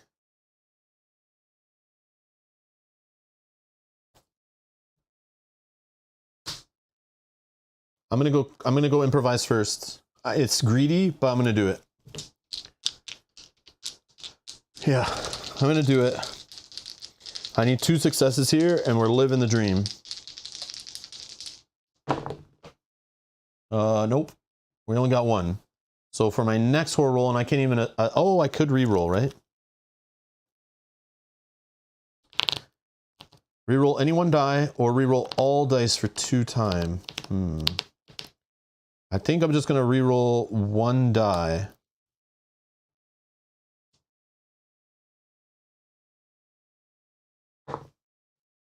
We got a 6. Beautiful.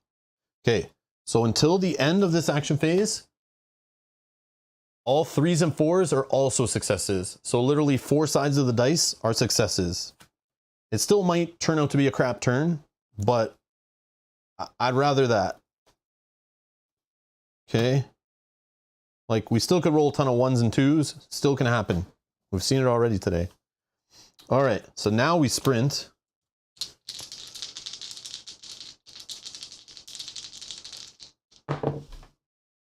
Don't even need it. 2 successes. So we lose a time. We're going to move up to 3 spaces. 1. We're going to save. Heal. So we're back to full health, right? Of our 5. We're going to then flip.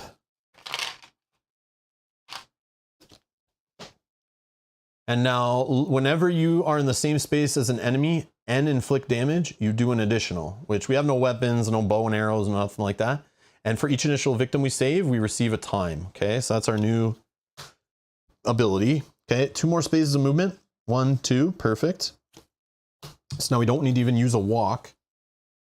Okay, now we're in a space. So we're gonna try critical blow first. And we're gonna do that with 3 dice. Remember, 3s and 4s are successes. You re-rolled 1 die. No, Yogi, this is the card. Reroll any 1 die or reroll all dice for 2 times. I didn't want to reroll all my dice because I had a success. So I gambled on just rerolling 1 of the die and it actually rolled into a success. So I didn't even have to spend cards, which I thought I would. So that's what I did. I think I did that right. Right? Yeah, I lost a card, which is like losing a time. So yeah, the card cost alone, if it didn't at least do something. But yeah. Yeah. All right, perfect. I know I messed that card up before. Where like I don't pay the time or I re-roll it all. Yeah.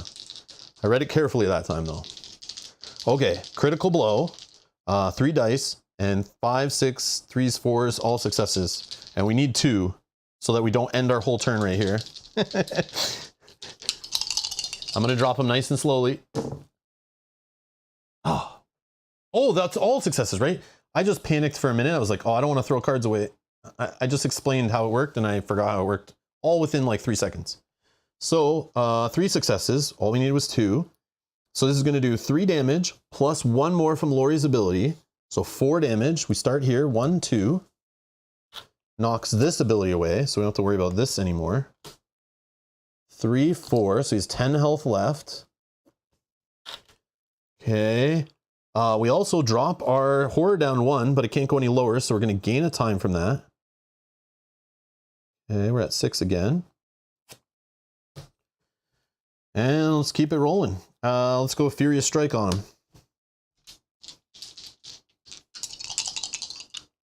Gain 1 more time as well as Reduction of Horror. Did you have enough time for that card? Sonia, I'm not sure which card you're asking about. You might be behind on the stream, I'm not sure. Roll for crit? What?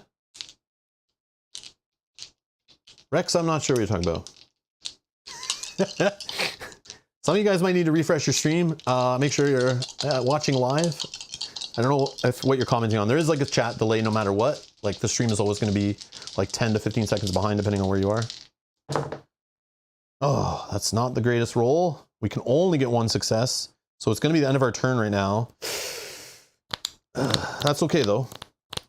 That's okay. Yeah, I have no re-rolls, unfortunately.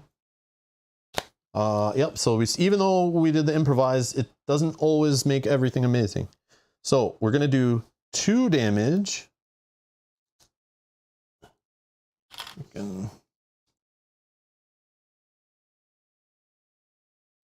Okay, 2 damage. We lose a horror, but it will raise our time to 7.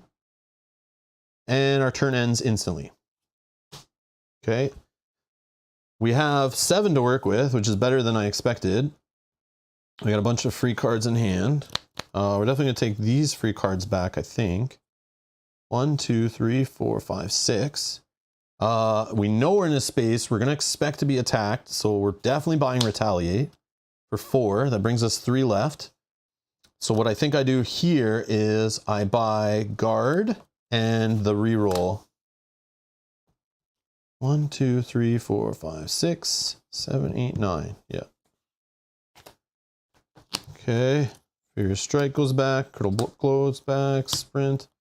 Improvise. Close call. Okay.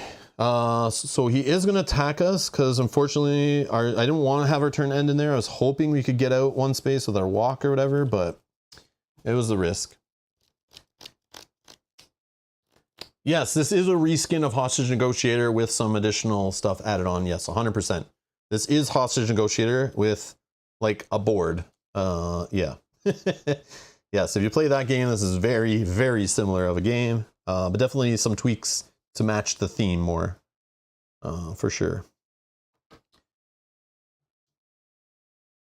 Okay.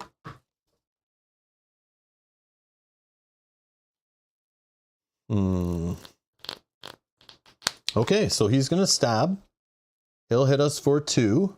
But we're gonna play retaliate, right? Oh yeah, I should reset my time thing. So retaliate, we're gonna hopefully ignore all the damage and hit him back. That'd be amazing.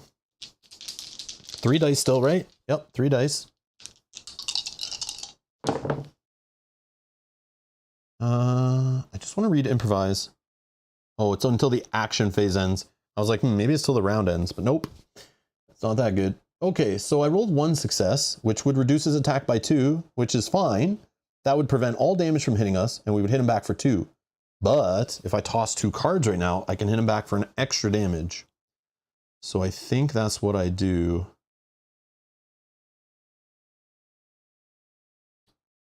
I think that's what I do.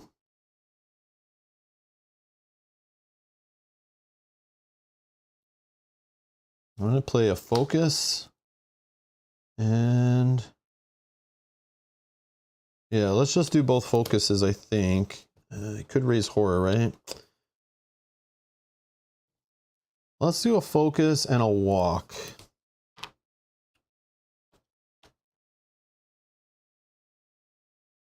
Okay, so we'll do 2, 3 damage. 1, 2, 3. Okay. Okay. Then he flips a card, right? Taking souvenirs. There are no victims on the board. Discard and draw. Nope, there is 1 victim left. He's going to go after that victim. He actually leaves me. And then for each victim killed, oh, he's going to raise his bloodlust. Uh-oh. Okay, so he's 2 points of movement. He's moving. Oh, he's only moving for 1. Ah, yeah, we got rid of that card. Hold on. He's only going to go 1, 2. Yeah, he can't get there because he's got to go all the way around, right? There's no connection here to make out point. Which makes sense. It's kind of hidden, right? It's a good place to go make out. So yeah, just moves 2 points. So he's not killing anybody. Ooh. I hit him back for 3. Did I only take away 2? I probably said 3, but I don't know. I maybe only took away 2. You might be right. Well, we can figure it out because we did critical blow had an extra, right? 4, 5, 6 off Furious Strike. 7, 8, 9. So 9 out of 14 should be missing. So he should have 5 health left. I think we're right. Right? He should have 5 left. 1, 2, 3, 4, 5. Unless I messed up there. I never weak attacked him yet. I only did critical blow, which should have done 4. I did Furious Strike, but that I only got 1 hit plus my bonus. So that's 4, 5, 6. And then this one, 7, 8, 9. So if I'm right, he should have 5 health left. Yeah. Perfect. I said hit back for 2, but then I corrected it. Okay, I thought so. Yeah, I said wrong or took away wrong, but I took away the right amount. I just said it wrong probably. Yeah, my bad. Okay, we're good. I appreciate you guys checking though. I appreciate it because I do mess stuff up like that. I'm feel like 1,000 things going through my head here trying to like play this super careful. Like knowing the scenario is supposed to be harder and having no weapons, I'm like on edge, like, you know, of like how bad it could be. Okay, so that was him going here. No victims were killed. Our turn, right? Yeah, we still have cards here, so we're not revealing anything. He hasn't reached his dark power yet. We've been lucky. I think it's because we saved so many victims so quickly.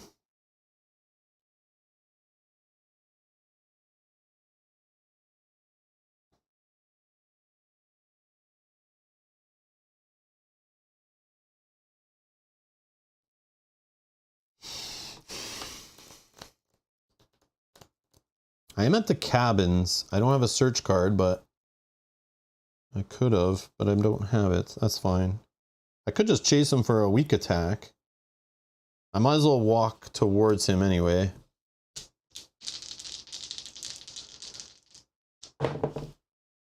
Oh, man.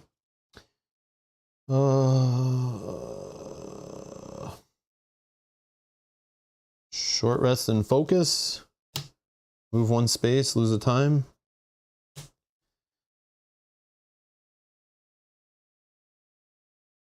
Yeah, we'll end there. We'll end there. That's kind of a lame turn, but... Okay, we have 5 left. We are going to... I'm going to assume he's going to run from me and keep going after this victim, unfortunately. Like, I want to buy a Furious Strike, but I'm not going to even have a way to move unless I buy a Sprint.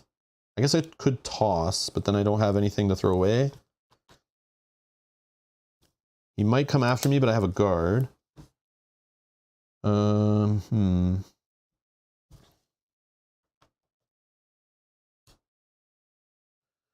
think I just go sprint, close call, and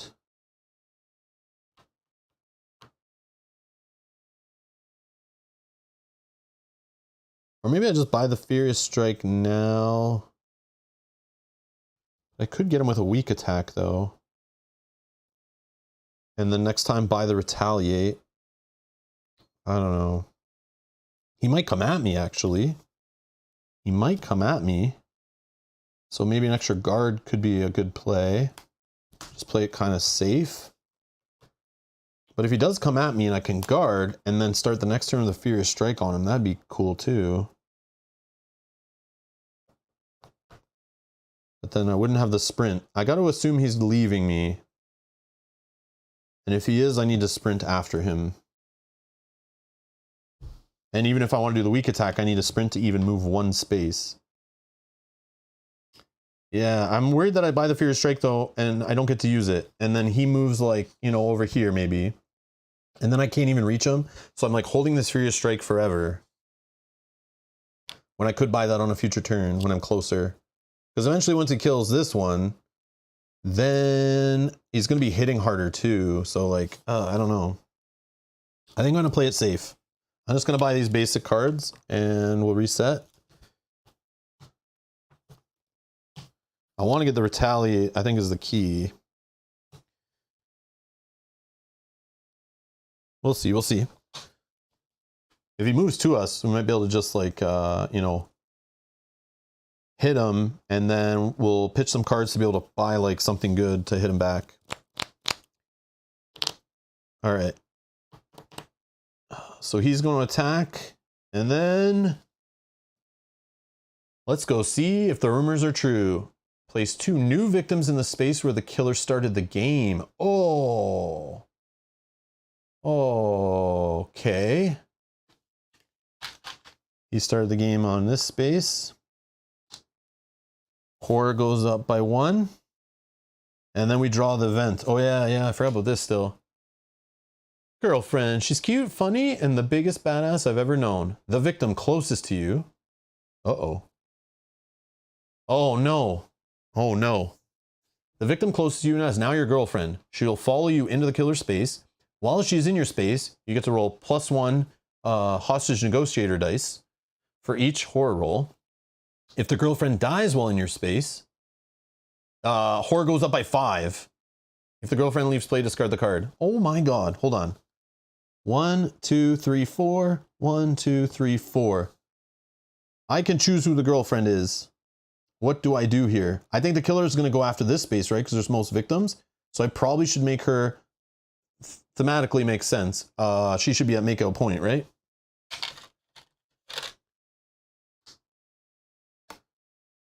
So I got to make sure the killer doesn't kill her. But if she's in my space, the killer kills her before me unless Hans is targeting me. That's messy.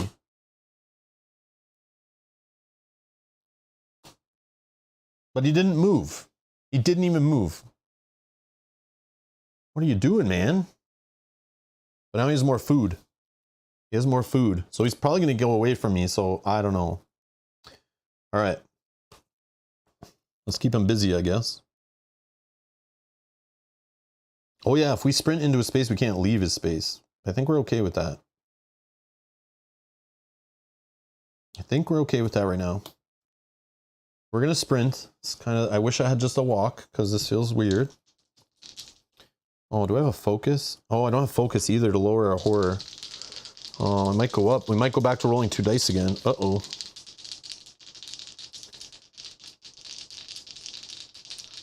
I don't know. Is the girlfriend has a name, I think, in the story. We can't just make up names for people. We're playing actual scripted movie called Night of the Pig. Lucy. Her name is Lucy. Damn it, Lucy. What have you gotten us into? Yeah. It's definitely not Mel. And yes, I won't tell Mel. But I'm Lori, just so everyone knows. I'm not Rob. It's Lori and Lucy. And it's Hans, right? We can't just put ourselves in this movie. It's not like a usual game of Final Girl where we can just pretend, you know, who these people are. It's you know, you'll piss off the story writers if you start messing with it, all right? It's not fan fiction here.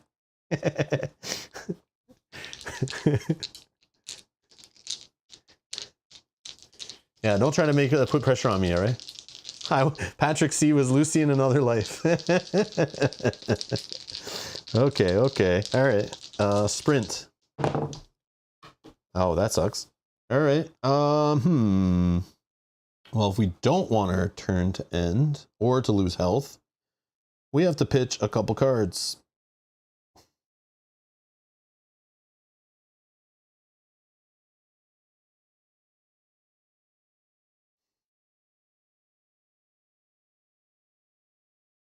Two close calls.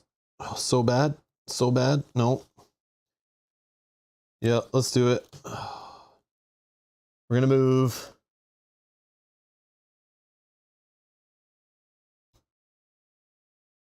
I maybe shouldn't even do the weak attack. That's maybe dumb at this point. Yeah, it might completely miss. And then I'm wasting guards and stuff. I could just move right past him. Yeah, let's do that. 1, 2. There's one time.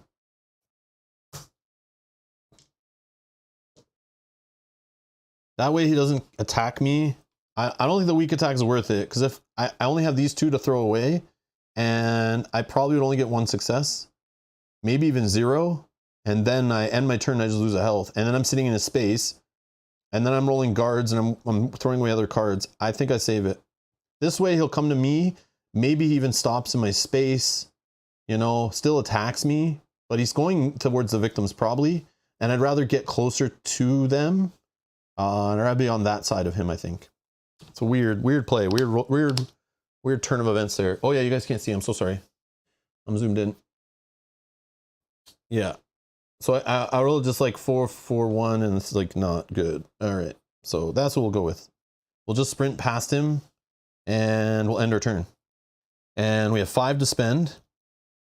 So we're going to get retaliate.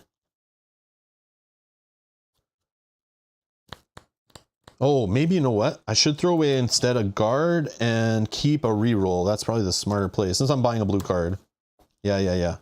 We'll throw away that instead. Yeah, because if we're going to buy a blue, it's okay to have 2, I think. We don't need more than that. So that would be 4, 5. Nope, we didn't even spend the 5th point. Oh, maybe we toss. Maybe I'll toss weak attack for an extra point. No. Yeah, weak attack sucks. Because then I could buy like sprint. Yeah. I'll buy sprint and I'll buy retaliate. And then we'll take all our free cards back if we can hold them. 1, 2, 3, 4, 5. Yep, we're at 9 cards. We're good. All right. Then we have some stuff to buy if we need. Okay, reset. Killer, no one there. Oh, we're almost out of the deck. Uh-oh. Fire! Roll a die and determine which space bursts into flames. This is why I was worried about why I tried to get the victims out of the search spaces. 1, cabins. Boom, cabins blows up. All victims in that space are killed. No one's there. Discard all item cards from that space. Cabins. Boom. Blows up. If you or an enemy are there, you each lose a health. Oh, that'd be cool if he was there, but he's not. Okay. He's not moving. Weird. Weird, weird, weird. Okay. So then what? He didn't even come and attack me. And I got rid of my weak attack. Oh, this is a lame turn. What should I do? What should I do?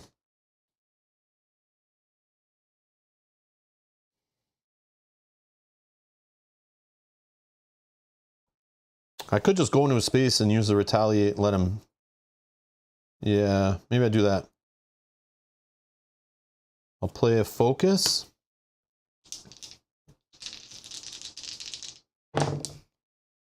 Two successes equals 2 time and a horror drop. Okay, then I think we just walk.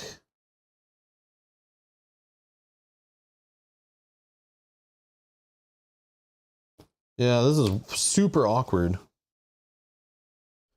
Yeah, we'll walk. Like I want to, here's the thing. I want to go get my girlfriend. But then, if I'm in my space, my girlfriend, I'm closest to this guy, he goes and kills a victim. 1, 2, 3, 4, 5 horror. No thanks. And now he'll go after this space because 1, 2, 3, 1, 2, 3. This one has most victims. So yeah, as much as I love to have her in my space or try to save her and get her out of here, I don't want to go near her.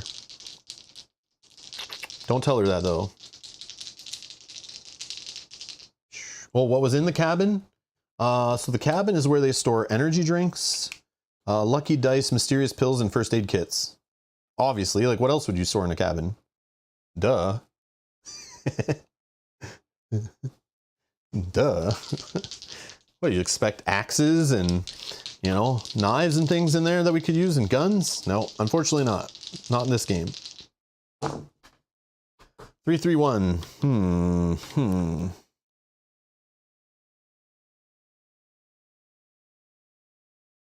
Focus and a short rest.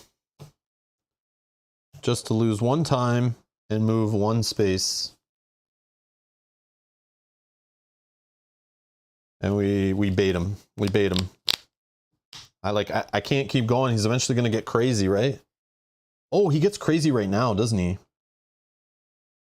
Yeah, he's going to double attack next round. So we need to get him before he gets us. We have 7 money.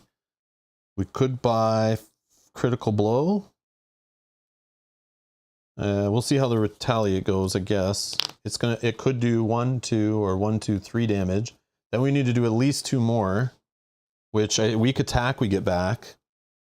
We could just start off with a nice simple weak attack. Hopefully get that working. And then if he survives, yeah, we kind of want to hit him when it's on his turn. So we retaliate and it ends his phase when we expose his extra hearts here. We know he's got to have them. Maybe not. Maybe he doesn't. But I feel like he does. Gotta play like he does, right? So, yeah, we'll just stop. We'll stop. So we have 7 to spend. So we're assuming he's going to attack us at least once. We retaliate. Probably only hit him for 2. Then we need to make sure we have something to hit him back with. We're technically going to have weak attack back. But that only can do 2 max because of our ability. So we still need something else. I say we get Furious Strike for 4. And this one for 5. And then any 2-cost card. We could just grab the guard to hold for now, because we're hopefully not going anywhere. But he could leave us right now. This card could flip and he could say, I'm leaving, going after victims, bye. Then it's like, but we do have sprint still, right? Yeah, we have a sprint and a walk in hand. So I think we're okay there. Yeah. And he's not moving that fast yet, so he might not get that far. But I gotta think of both those situations. Yep. Let's just do that.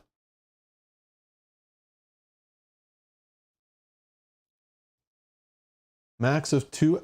Oh, is it only 2 extra hearts? I feel like there's like a 1, a 2, and a 3, I thought.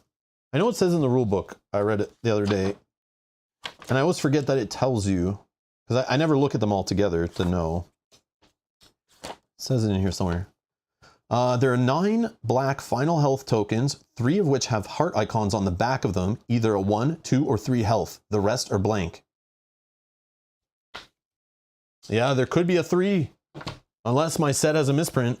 I feel like we've seen the 3 before, though, of these tokens. I guess I could look at the other ones. Yeah, if you look at the cardboard ones.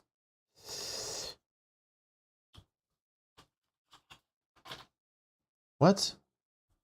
Oh, there it is. Yeah, 1, 2, and 3. I don't know where the other one of these went, but sure.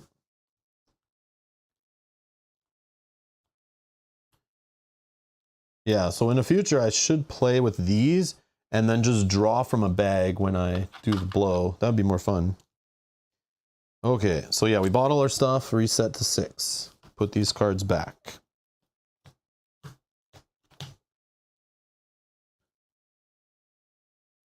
Okay, all right, his turn. He's for sure attacking us with his basic ability. We are going to retaliate on him. Or should I guard on him this time? I think I actually guard here. Because like the retaliate I want to happen, but then it gets to retaliate back in, but it still takes like 2 turns to happen.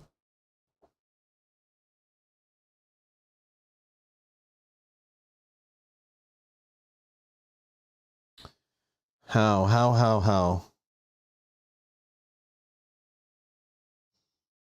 No, let's do the retaliate. Let's not hold it forever. Okay, retaliate. He's hitting for 2 right now. 2 damage. We got 1 success and a 3.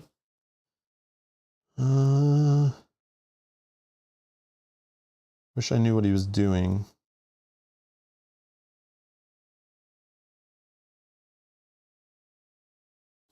I'm gonna get rid of a walk. Because we're gonna do, I mean, we could just do the 2 damage. But if I spend an extra 2 cards, I make it 3 damage. That puts him 2 away. And then we got him, I think. We got him like no matter what. But then again, he could have extra health, and that would suck.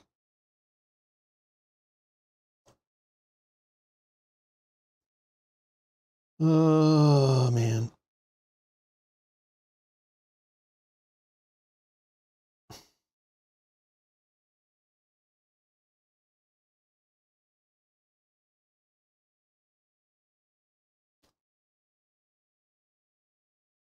Is he going to leave us? Is he going to leave us?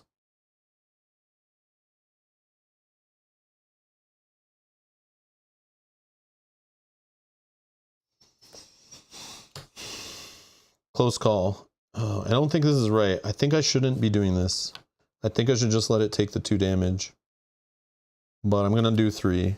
I'm going to do 3, pitching 2 cards.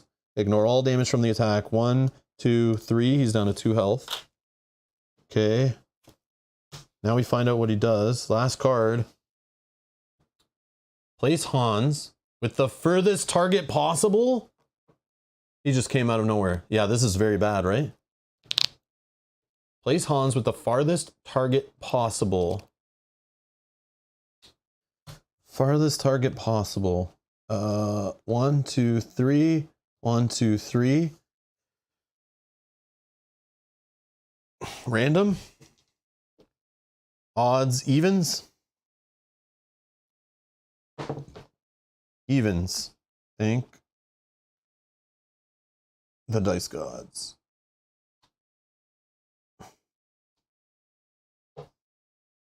Horror goes up by 1. Draw the next tarot card. Haha. There is none, sucker. All right. But now the deck is empty. So we're revealing the finale, right? So bloodbath. Now he's going to be ripping around the board and smashing everyone with his hammer. Hans is pissed.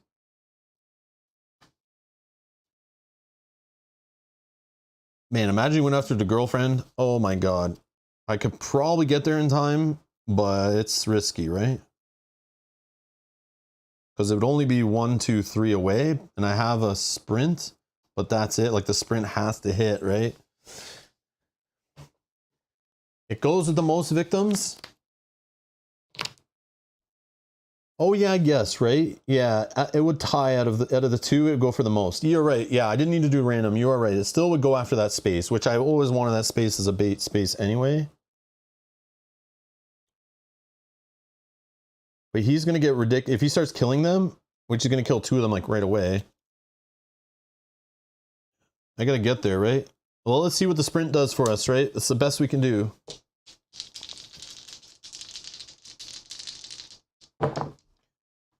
One success, but there's a 3 there.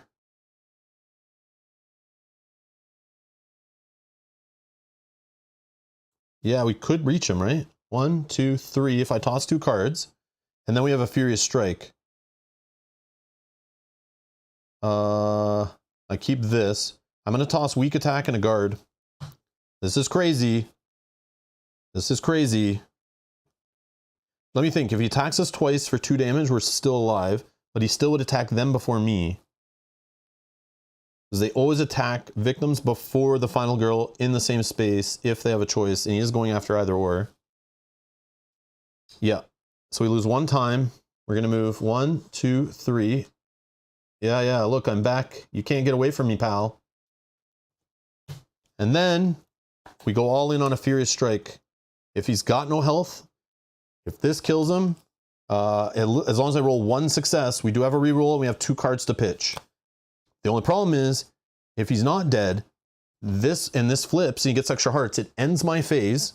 I can still buy stuff. But then oh yeah, we still should be okay. But then I don't have an attack on him because I won't have access to Furious Strike. I won't have access to Weak Attack. And I won't have access to Retaliate yet. So we literally will just hope to survive. But if I don't even have a guard, I'm probably in trouble. But we'll see. So this is risky.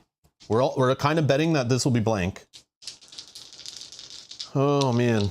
And we hope he doesn't go after, oh yeah, he won't go after other victims because it's always me if I'm closest. Dark power needs to be revealed. Is that always a thing? Oh, is that how that works? I've never, I don't think, had this happen before this. Is that how that works? Yeah, this is not usual, right? Revealing the finale. When there are no terror cards left in the terror deck, the finale will reveal during the upkeep phase. Flip the card face up, place in the same space. Some finale cards have immediate effects. Blah, blah, blah. In the rare case that the finale is revealed, the fact you know that is crazy. The rare case that the finale is revealed and the dark power is still face down, dark power should be revealed as well. Ooh, I didn't have that in my planning. I don't think I've ever had that really happen before. So now we know, we looked at this earlier, whenever Hans attacks you, at least once, he attacks additional time. So I'm kind of in trouble. Because he's going to literally, like, if he kills these 2 victims, he will then be attacking me in the next round for 3 times at 3 damage each. And then I'm probably dead. So this is super risky. But YOLO. I could play safer and like let him kill them and not throw away all my cards. Okay. If we just need 1 success. We just need 1 success. Just 1, please. At least 1. 1. And I think I'm okay with it ending the turn, right? That's fine. Yeah. So we'll just go with the 1 success we got. We do 2 damage. Oh, this will end the turn immediately, though. I don't even get the horror reduction. That sucks. Okay, so 2 damage. 1.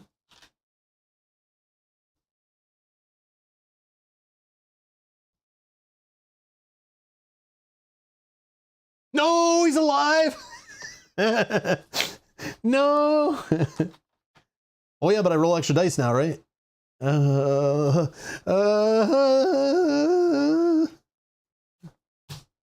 So instantly when this happens, the phase ends that you're currently in. So we're going to the buying phase or whatever with 5 money and 2 cards. Uh-oh. 5 money, eh? Well, I get these cards back for free. Yeah, see, I have no way to damage him right now. This is messy, very messy. So he's definitely killing them, and that's all he's doing.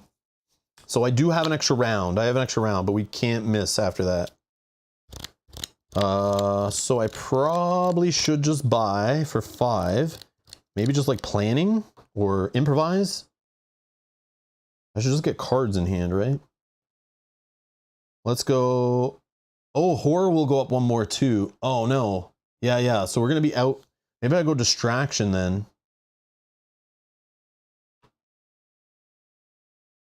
Distraction.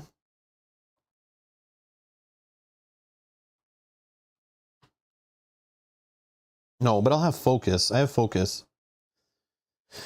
But then, yeah, he's going to raise horror. That's the problem. That's a big problem. No, I'll take distraction. Down to 2 left.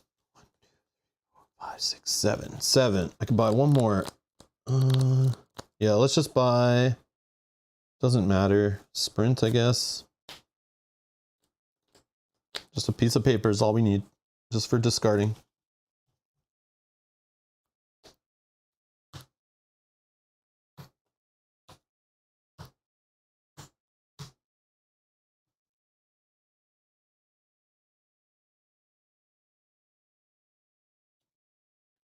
Yeah, exactly. Yeah, the horror's okay. Yes, perfect. Horror's going up. All right. Yeah, it is.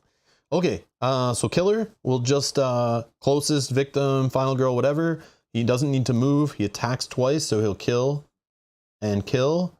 That goes up and up. Dark power's already revealed. So he now moves for 2 spaces each move and attacks for 3 each attack. Which of course would probably wreck me unless I have a secret little extra health hiding in there. Because he's going to attack for 3 times against me right now. Oh yeah, and horror goes up. Yep. Horror goes up. We did that. Okay. And now it's our turn, right? Yeah. This is very weird. I gotta remember I get an extra die roll off this, which I forget all the time. That is one thing in the game I never remember. So when I play off stream and I win, I probably am like making it harder also because I always forget that. Okay.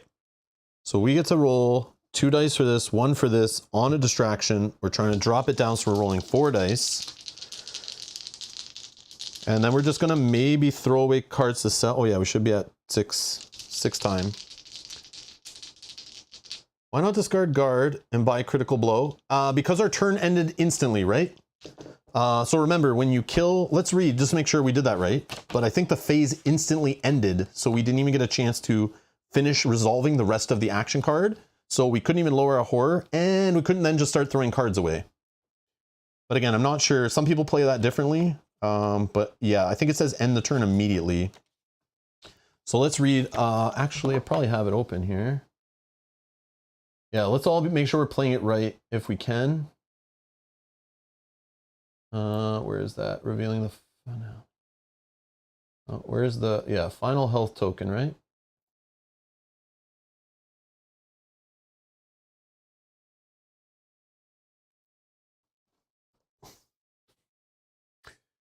Okay, the final health token happened on the card, right? I did the damage. I always resolve an action card from left to right, fully resolving each symbol before moving on to the next one, right? So the first one we had damage. I have a card that gives me extra damage. So it's 2 points of damage or whatever. I think it was 2 points, yeah. And then we killed him. We flipped his final health token. Okay, so it says if the token isn't blank, however, they come back to life in classic horror movie fashion, replace the black token with a white token. And based on how much health's there, finish it up. Okay, it says right here, whenever someone comes back to life, the current phase ends immediately. Immediately ends. And play continues to the next phase. So I don't think there was a point in there where I could start throwing away cards for money, because that all happens during the action phase, right? I don't think in the buying phase you can throw cards away for money, but sometimes I do if nothing happened before that.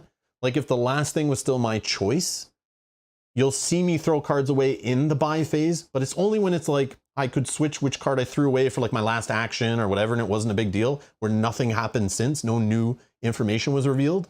But really, you're supposed to only toss cards away, I think, in the action phase for extra time. And since the phase ended immediately, I don't think I could do that. So that's why I did what I did. And I'm assuming that's right based on this, but I could be wrong. I don't know. But this is the way I play. That's the way I assume it works. But again, I haven't played this game in like months, so I could be a little wrong, but there the rules are. That's why I'm doing what I'm doing.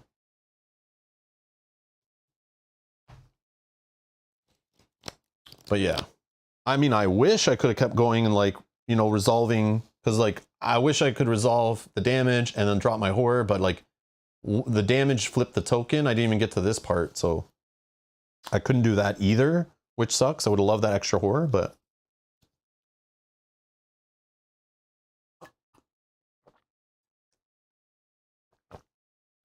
yeah, if I still had an action phase, I would have discarded cards, no problem. No problem. That would make so much sense to get critical blow.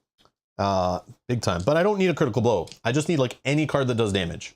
So I literally just like need my weak attack back and I'm still good. Or retaliate would be fine. I don't need critical blow anyway. But I know it was the only action card available, so it would have made sense to buy one that does damage, but I couldn't afford it. I should have tossed a card first, got the extra point if I was playing the game as a, you know, someone who's efficient and, you know, plays games efficiently, not a streamer who doesn't play correctly like usual. But yeah, I would have tossed something first to make sure I had the point to get it just in case, but I didn't, so yeah, but you're right. I should do that first, actually. 2, 2, 1. Yeah, awesome. Okay. Well, yeah, we're gonna play close call. We're gonna spend 2 time, and we're gonna roll all of that again. And there we go. 2 successes. So 1, 2, and we get 2 time. Boom, boom. We got our 2 time back from close call. I just don't like that we've used our close call up already. I would have rather that been sitting in our hand. All right, so we're sitting at 6. I could just do nothing. I have a guard, so I can already buy retaliate. I think we just go with the retaliate play and we buy a close call. Yeah. So we're gonna stomp our turn there. We'll go retaliate for 4, close call for, oh, I guess we could have pitched. See, this is where I'm going to pitch a card even though like I'm out of the action phase because I could go back. I'm just like looking at costs here. It just helps me. But I could just toss like a focus so that we have like a 7th point.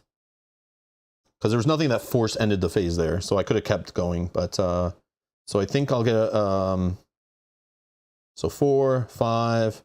I guess we'll just buy the guard. 6, 7. 1, 2, 3, 4, 5, 6, 7, 8, 9, 10. Perfect. So I think we got this because we're going to play cards that hopefully don't end our phase anyway. Okay. Back to 6. Killer. He is going to attack me once. And we'll just play retaliate. We have a bunch of cards. We have a reroll.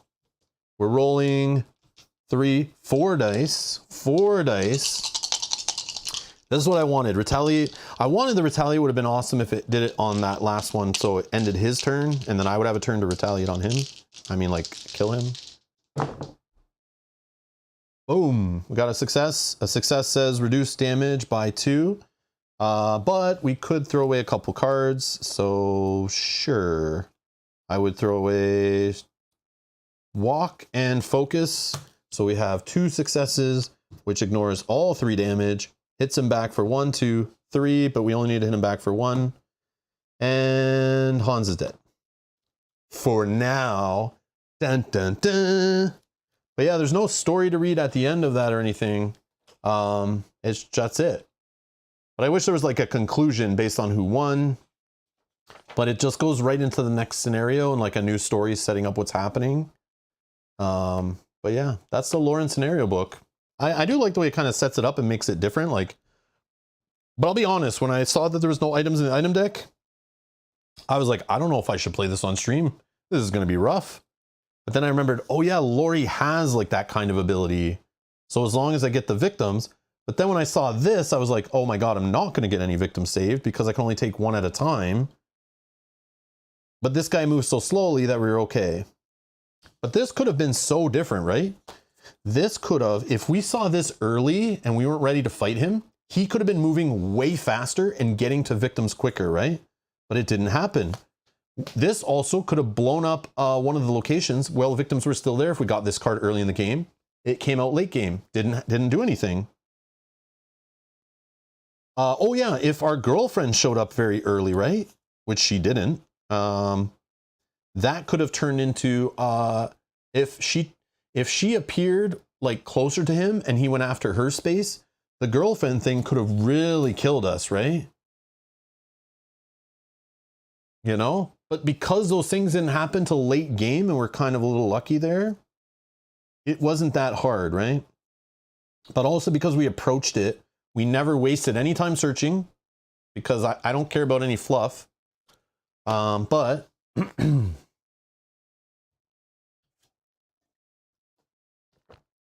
I would have searched if I knew I could grab this.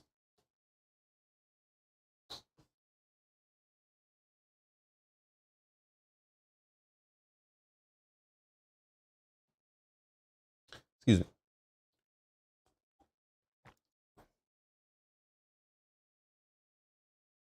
I don't know if I'll play Slaughter in the Groves again. I don't know. That one wasn't like that good. But I played it wrong, right? I think I was playing that one wrong. Because that was one where like I was like I missed. I think like I misunderstood one of these icons, and I was like, I was doing something on like his board. I was like taking away horror when I shouldn't have been, or increasing horror, something I did super wrong that made it so hard.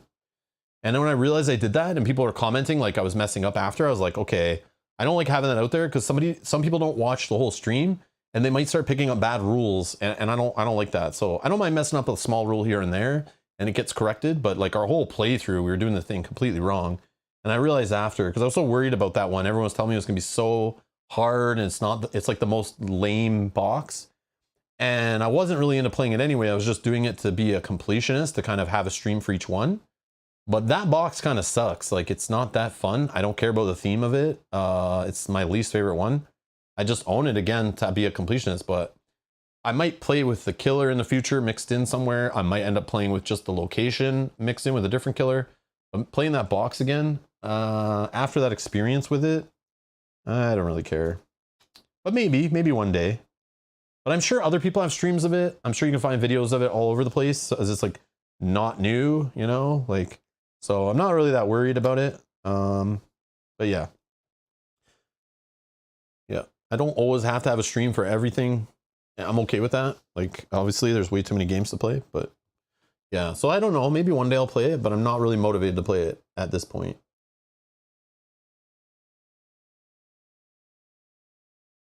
Yeah, she spent some time doing her makeup and posting to her gram. But yeah, so we won that one. Yeah. What else could we have searched for though? Like, what other items could have been there that like would have maybe...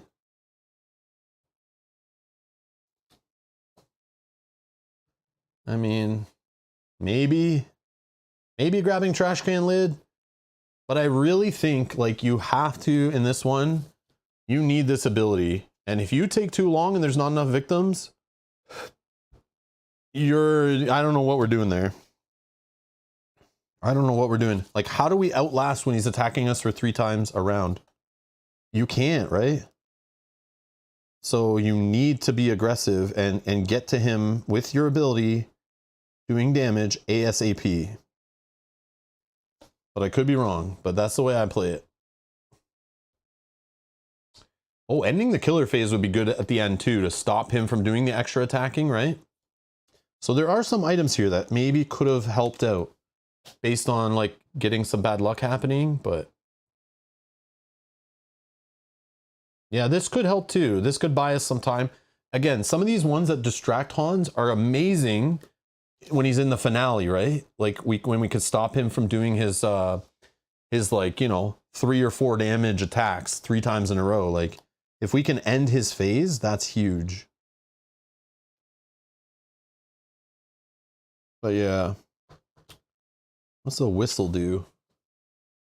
Spend time to use the whistle. Once per action phase, when used, all victims adjacent to you will move to your... Oh, that would have been helpful. That would have been helpful. Because of this, right? When used, all victims adjacent to you will move to your space. Then all enemies all enemies move one towards you. As long as you have the whistle, one addition of... Oh, guys, I didn't read this part on this item. I didn't even read all the items. I'll be honest with you. I just looked for weapons and there was none. So I was like, oh, I don't care. All the rest is just situational fluff. But this, as long as you have the whistle, one additional victim will follow you. Was that sitting on the top the whole time? Please tell me it wasn't. What do we have there? Flashlight? Was whistle there? Oh my God. I'm so dumb.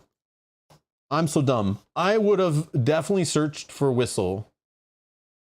Stupid campers, gotta get their attention somehow, even if it's risky. Yes, whistle is the MVP item right there. Bear trap is second. Bear trap is second, because bear trap can end the killer's phase and damage him.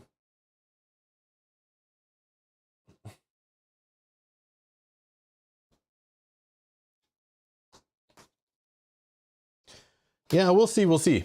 We'll see. I don't know. I want to play Final Girl more. I do. I really love playing this game, obviously. Hence me buying all the mats and the extra stuff. I do like the scenarios. It is kind of fun to solve this more set puzzle. Like, I do love knowing what is coming for the finale, like what his behavior later. And I also like the item tweaking. I think that's super fun. I like the way they're trying to match it to a theme. I think it's really good. I think it is really good. Yeah, I think going forward, I probably would only play series 1 and 2 using these books, but I not necessarily would play it all in order. But it is kind of fun. I mean, maybe I'd just play the next one and see how it goes.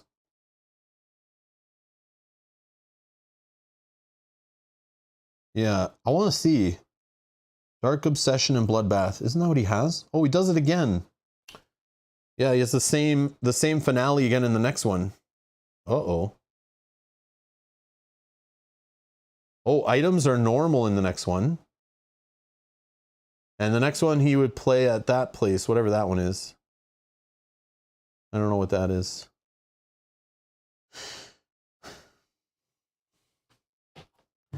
Which one is that? Oh, at Creech Manor. Oh, in the house. Oh, I forgot about that one. The Poltergeist one, right? Or...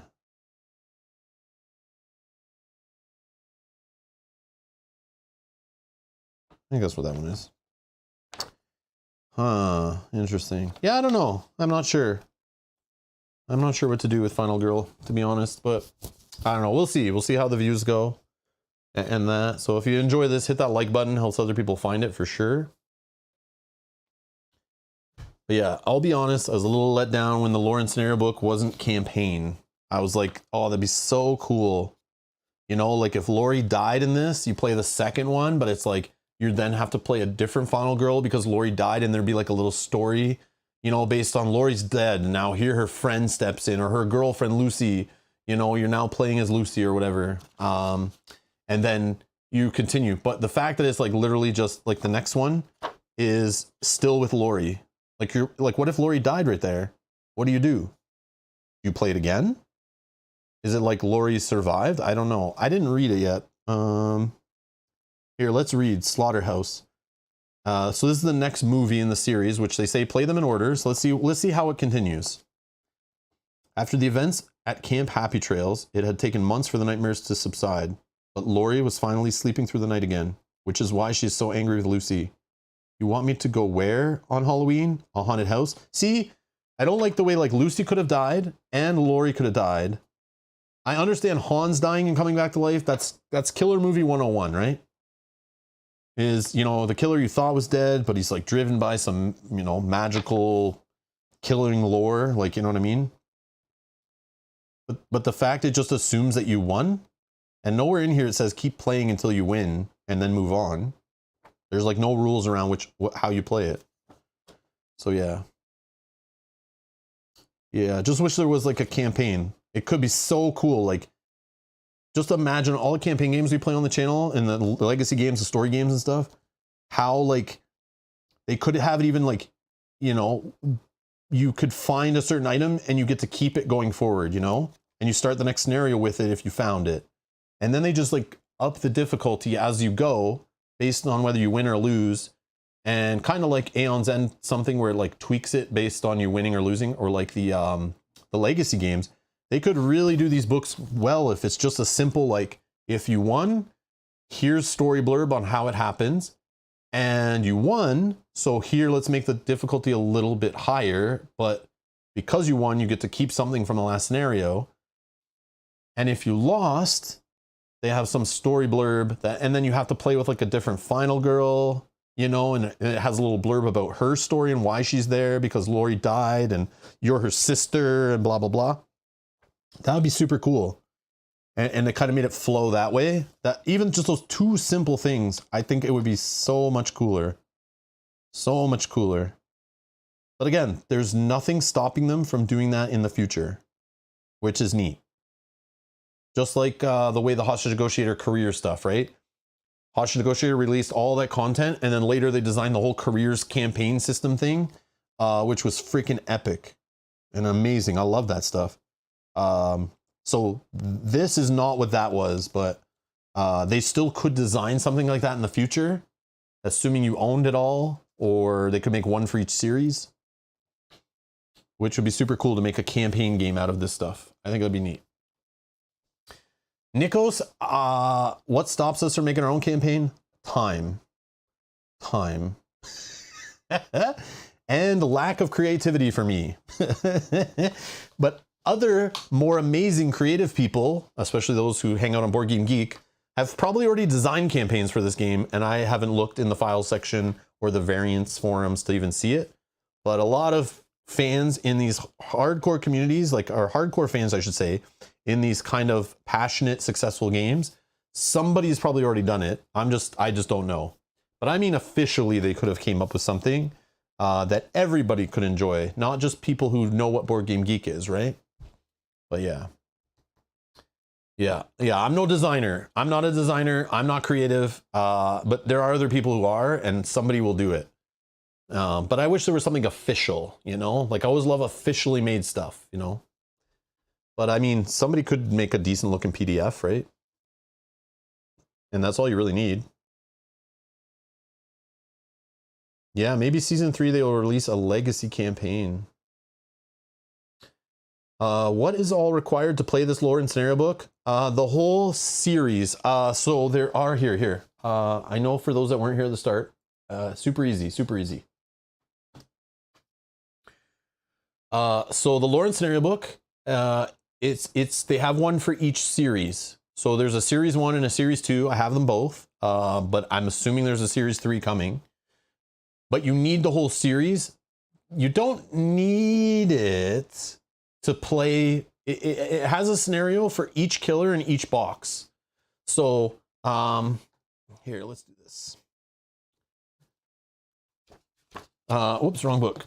So minimum, you just need one box. So if you had Hans and Camp Happy Trails, you could play the scenario you just saw today. You need Hans, Camp Happy Trails, you could play one scenario.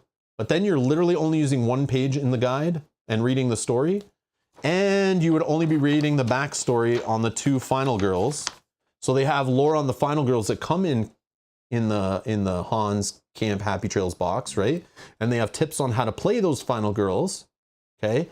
So if you buy this lore and scenario book and you only own the first box, let's say, you can use content in here, but it's like 5 pages out of 62. But if you're willing, if you buy 2 boxes, you know, you could play the Hans Camp Happy Trails, and let's say you owned Creech Manor, you could play Hans at Creech Manor. But then now if you own Creech Manor, you also own the villain for that one, the Poltergeist. Okay, so if we go to page 12,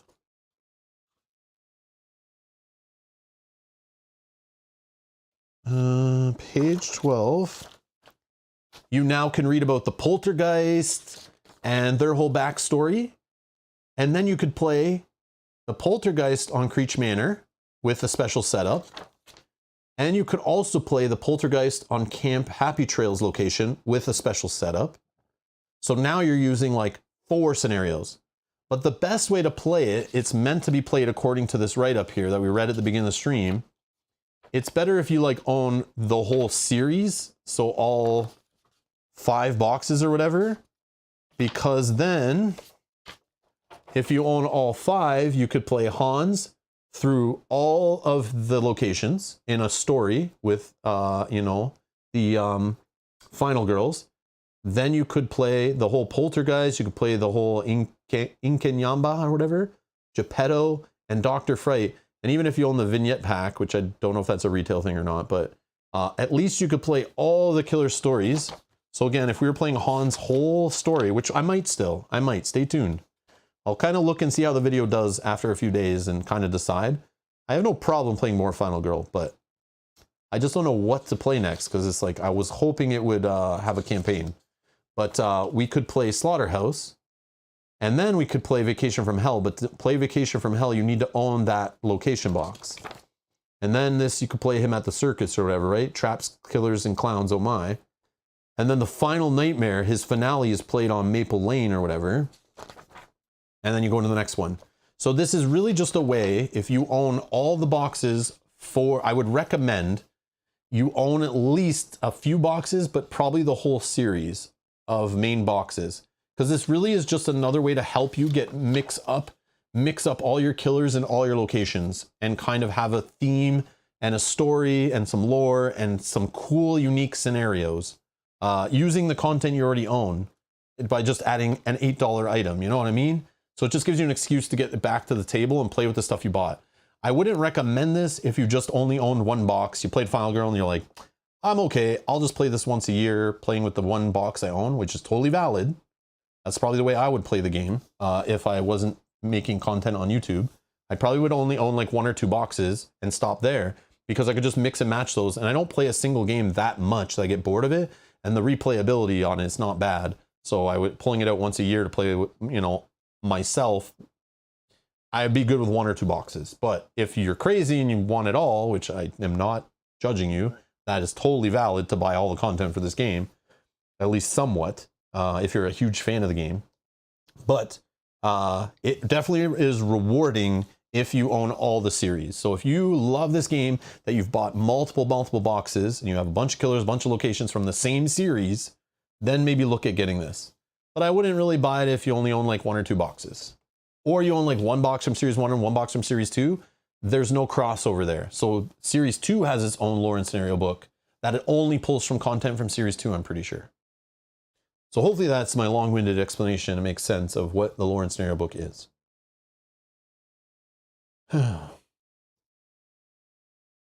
Studio, get that FOMO out of here. But yes, Series 3 is on Kickstarter right now, but it's only for Series 3, and if you're new to the game, then go to your local retailer store and just buy Series 1.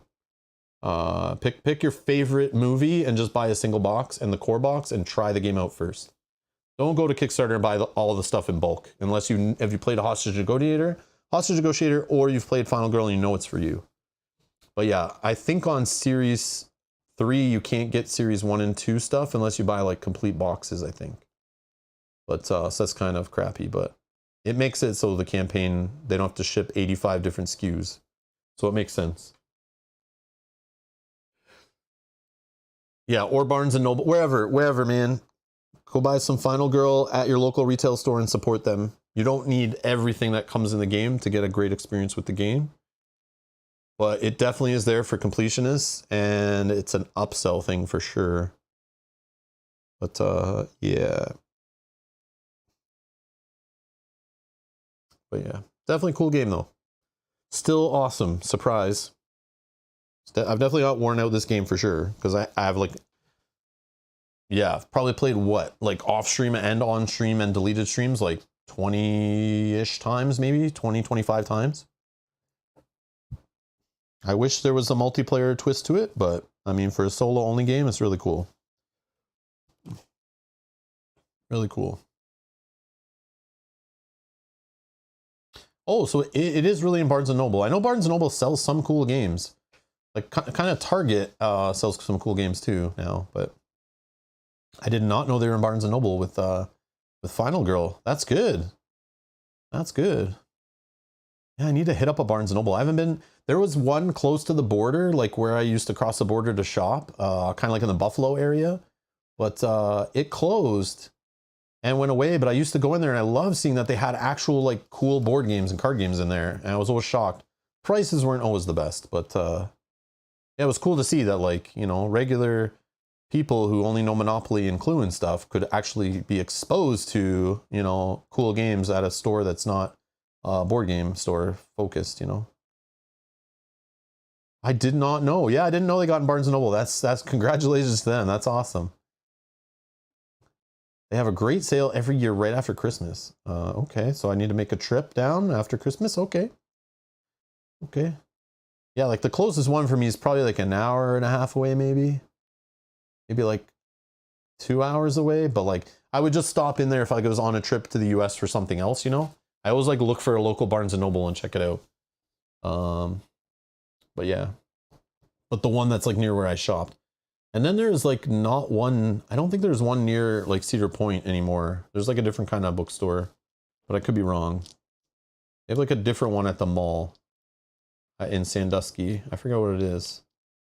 But they had some board games there too, but it wasn't like Barnes & Noble selection. I forget what the store was called. But yeah, I always do that. Whenever I travel, I go and like anywhere that could sell board games, I have to go see. I have to go see. That's cool. Yogi says, take personal responsibility in your own financial decisions and question everything. You are the product. I don't know if you're trolling me, Yogi, but I like what you're preaching there, brother. I like it. I like it. Yeah, it's great for people that don't have a friendly local game store nearby. Got Spirit Island after Christmas last year for $40.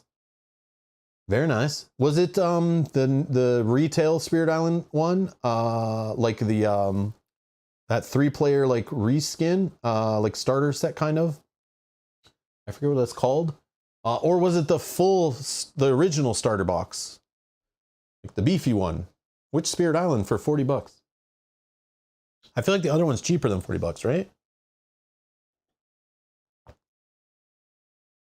Maybe it was Books A Million. Maybe that's the store, Timothy, that I was at.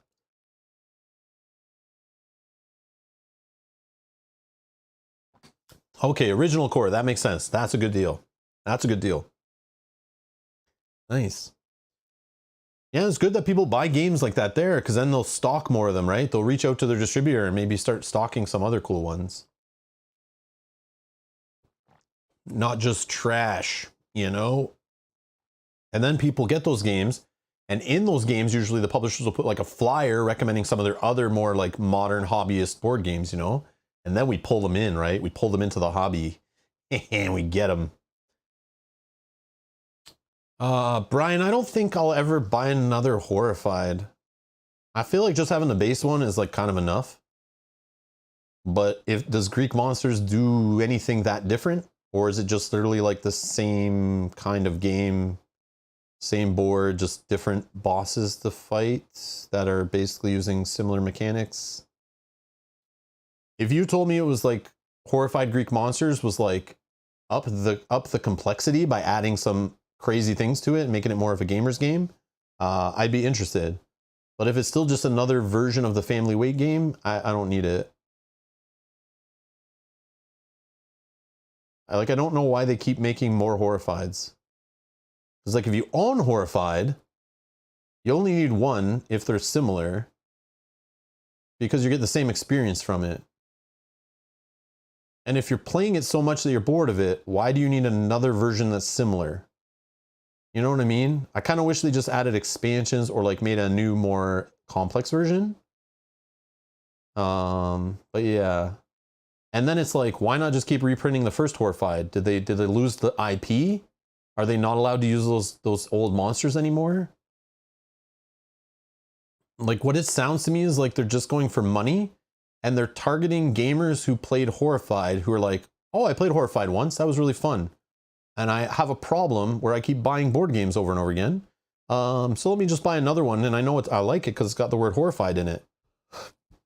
But then it's not really a new experience, so I don't know, but that's me. I've never played the second and the new one, and I have no interest in it unless it's like something really new and crazy. Because I like it as just like a nice family weight gateway game that I can pull out with family and friends every now and then. But whether I pull out Greek monsters or I pull out the movie monsters or whatever, the American Gothic whatever monsters, it's not going to matter to any of them as long as I have one of them, right? So it's like, I just don't understand what they keep doing that for. I feel like they're just like, we can make money by reskinning the same game over and over again. It's like, who do they think they are? Fantasy Flight Games? Like, get out of here. I'm not falling for it.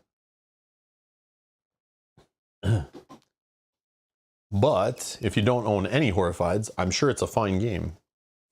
I'm sure it's fine. But no, I'm not planning on showing that off. That's not, no, not really. There's always like a part of me too. I want to play stuff that like I feel good about buying as a consumer. And yeah, if something smells like cash grab and it's not needed, like, I don't know. I don't really want to promote it. Because it's like, even though I'm playing it, and even if I trash on it and it's like, I expose it for the garbage it is. Let's say I was playing everything that was crappy. Just me playing it on the channel, somebody, as soon as I make a thumbnail, somebody goes and buys it. Which is crazy. Yeah, let's not talk about the Fantasy Flight game problem, all right? Yeah, Brian, let's not talk about that, all right? Let's not talk about that. As I'm buying like repackaged Arkham boxes I already own and Lord of the Rings boxes I already own. And that's not even reskinning, that's just repackaging. Oh man, I'm a hypocrite, I know, but yeah, I know. Yeah, the green screen only hides some of the board games. There's a shelf over there, shelf over there, shelf in that room, shelf upstairs. Yeah. But behind that green screen, yeah, there's a wall of games too.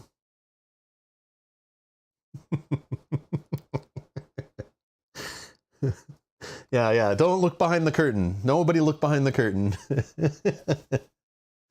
All right, I got to get out of here. I got to go read the rules for Eldritch Horror, set it up on the table, and try to learn how to play it again tonight. That's my plans. But tune in tomorrow. We'll be playing Eldritch Horror on stream. This weekend, we're continuing our Arkham Horror The Living Card Game campaign. If you haven't watched the first 2 episodes, you can go do that. Check the playlist section, and then join us for that. We're playing Blind through the Innsmouth Conspiracy campaign. And yeah, what else?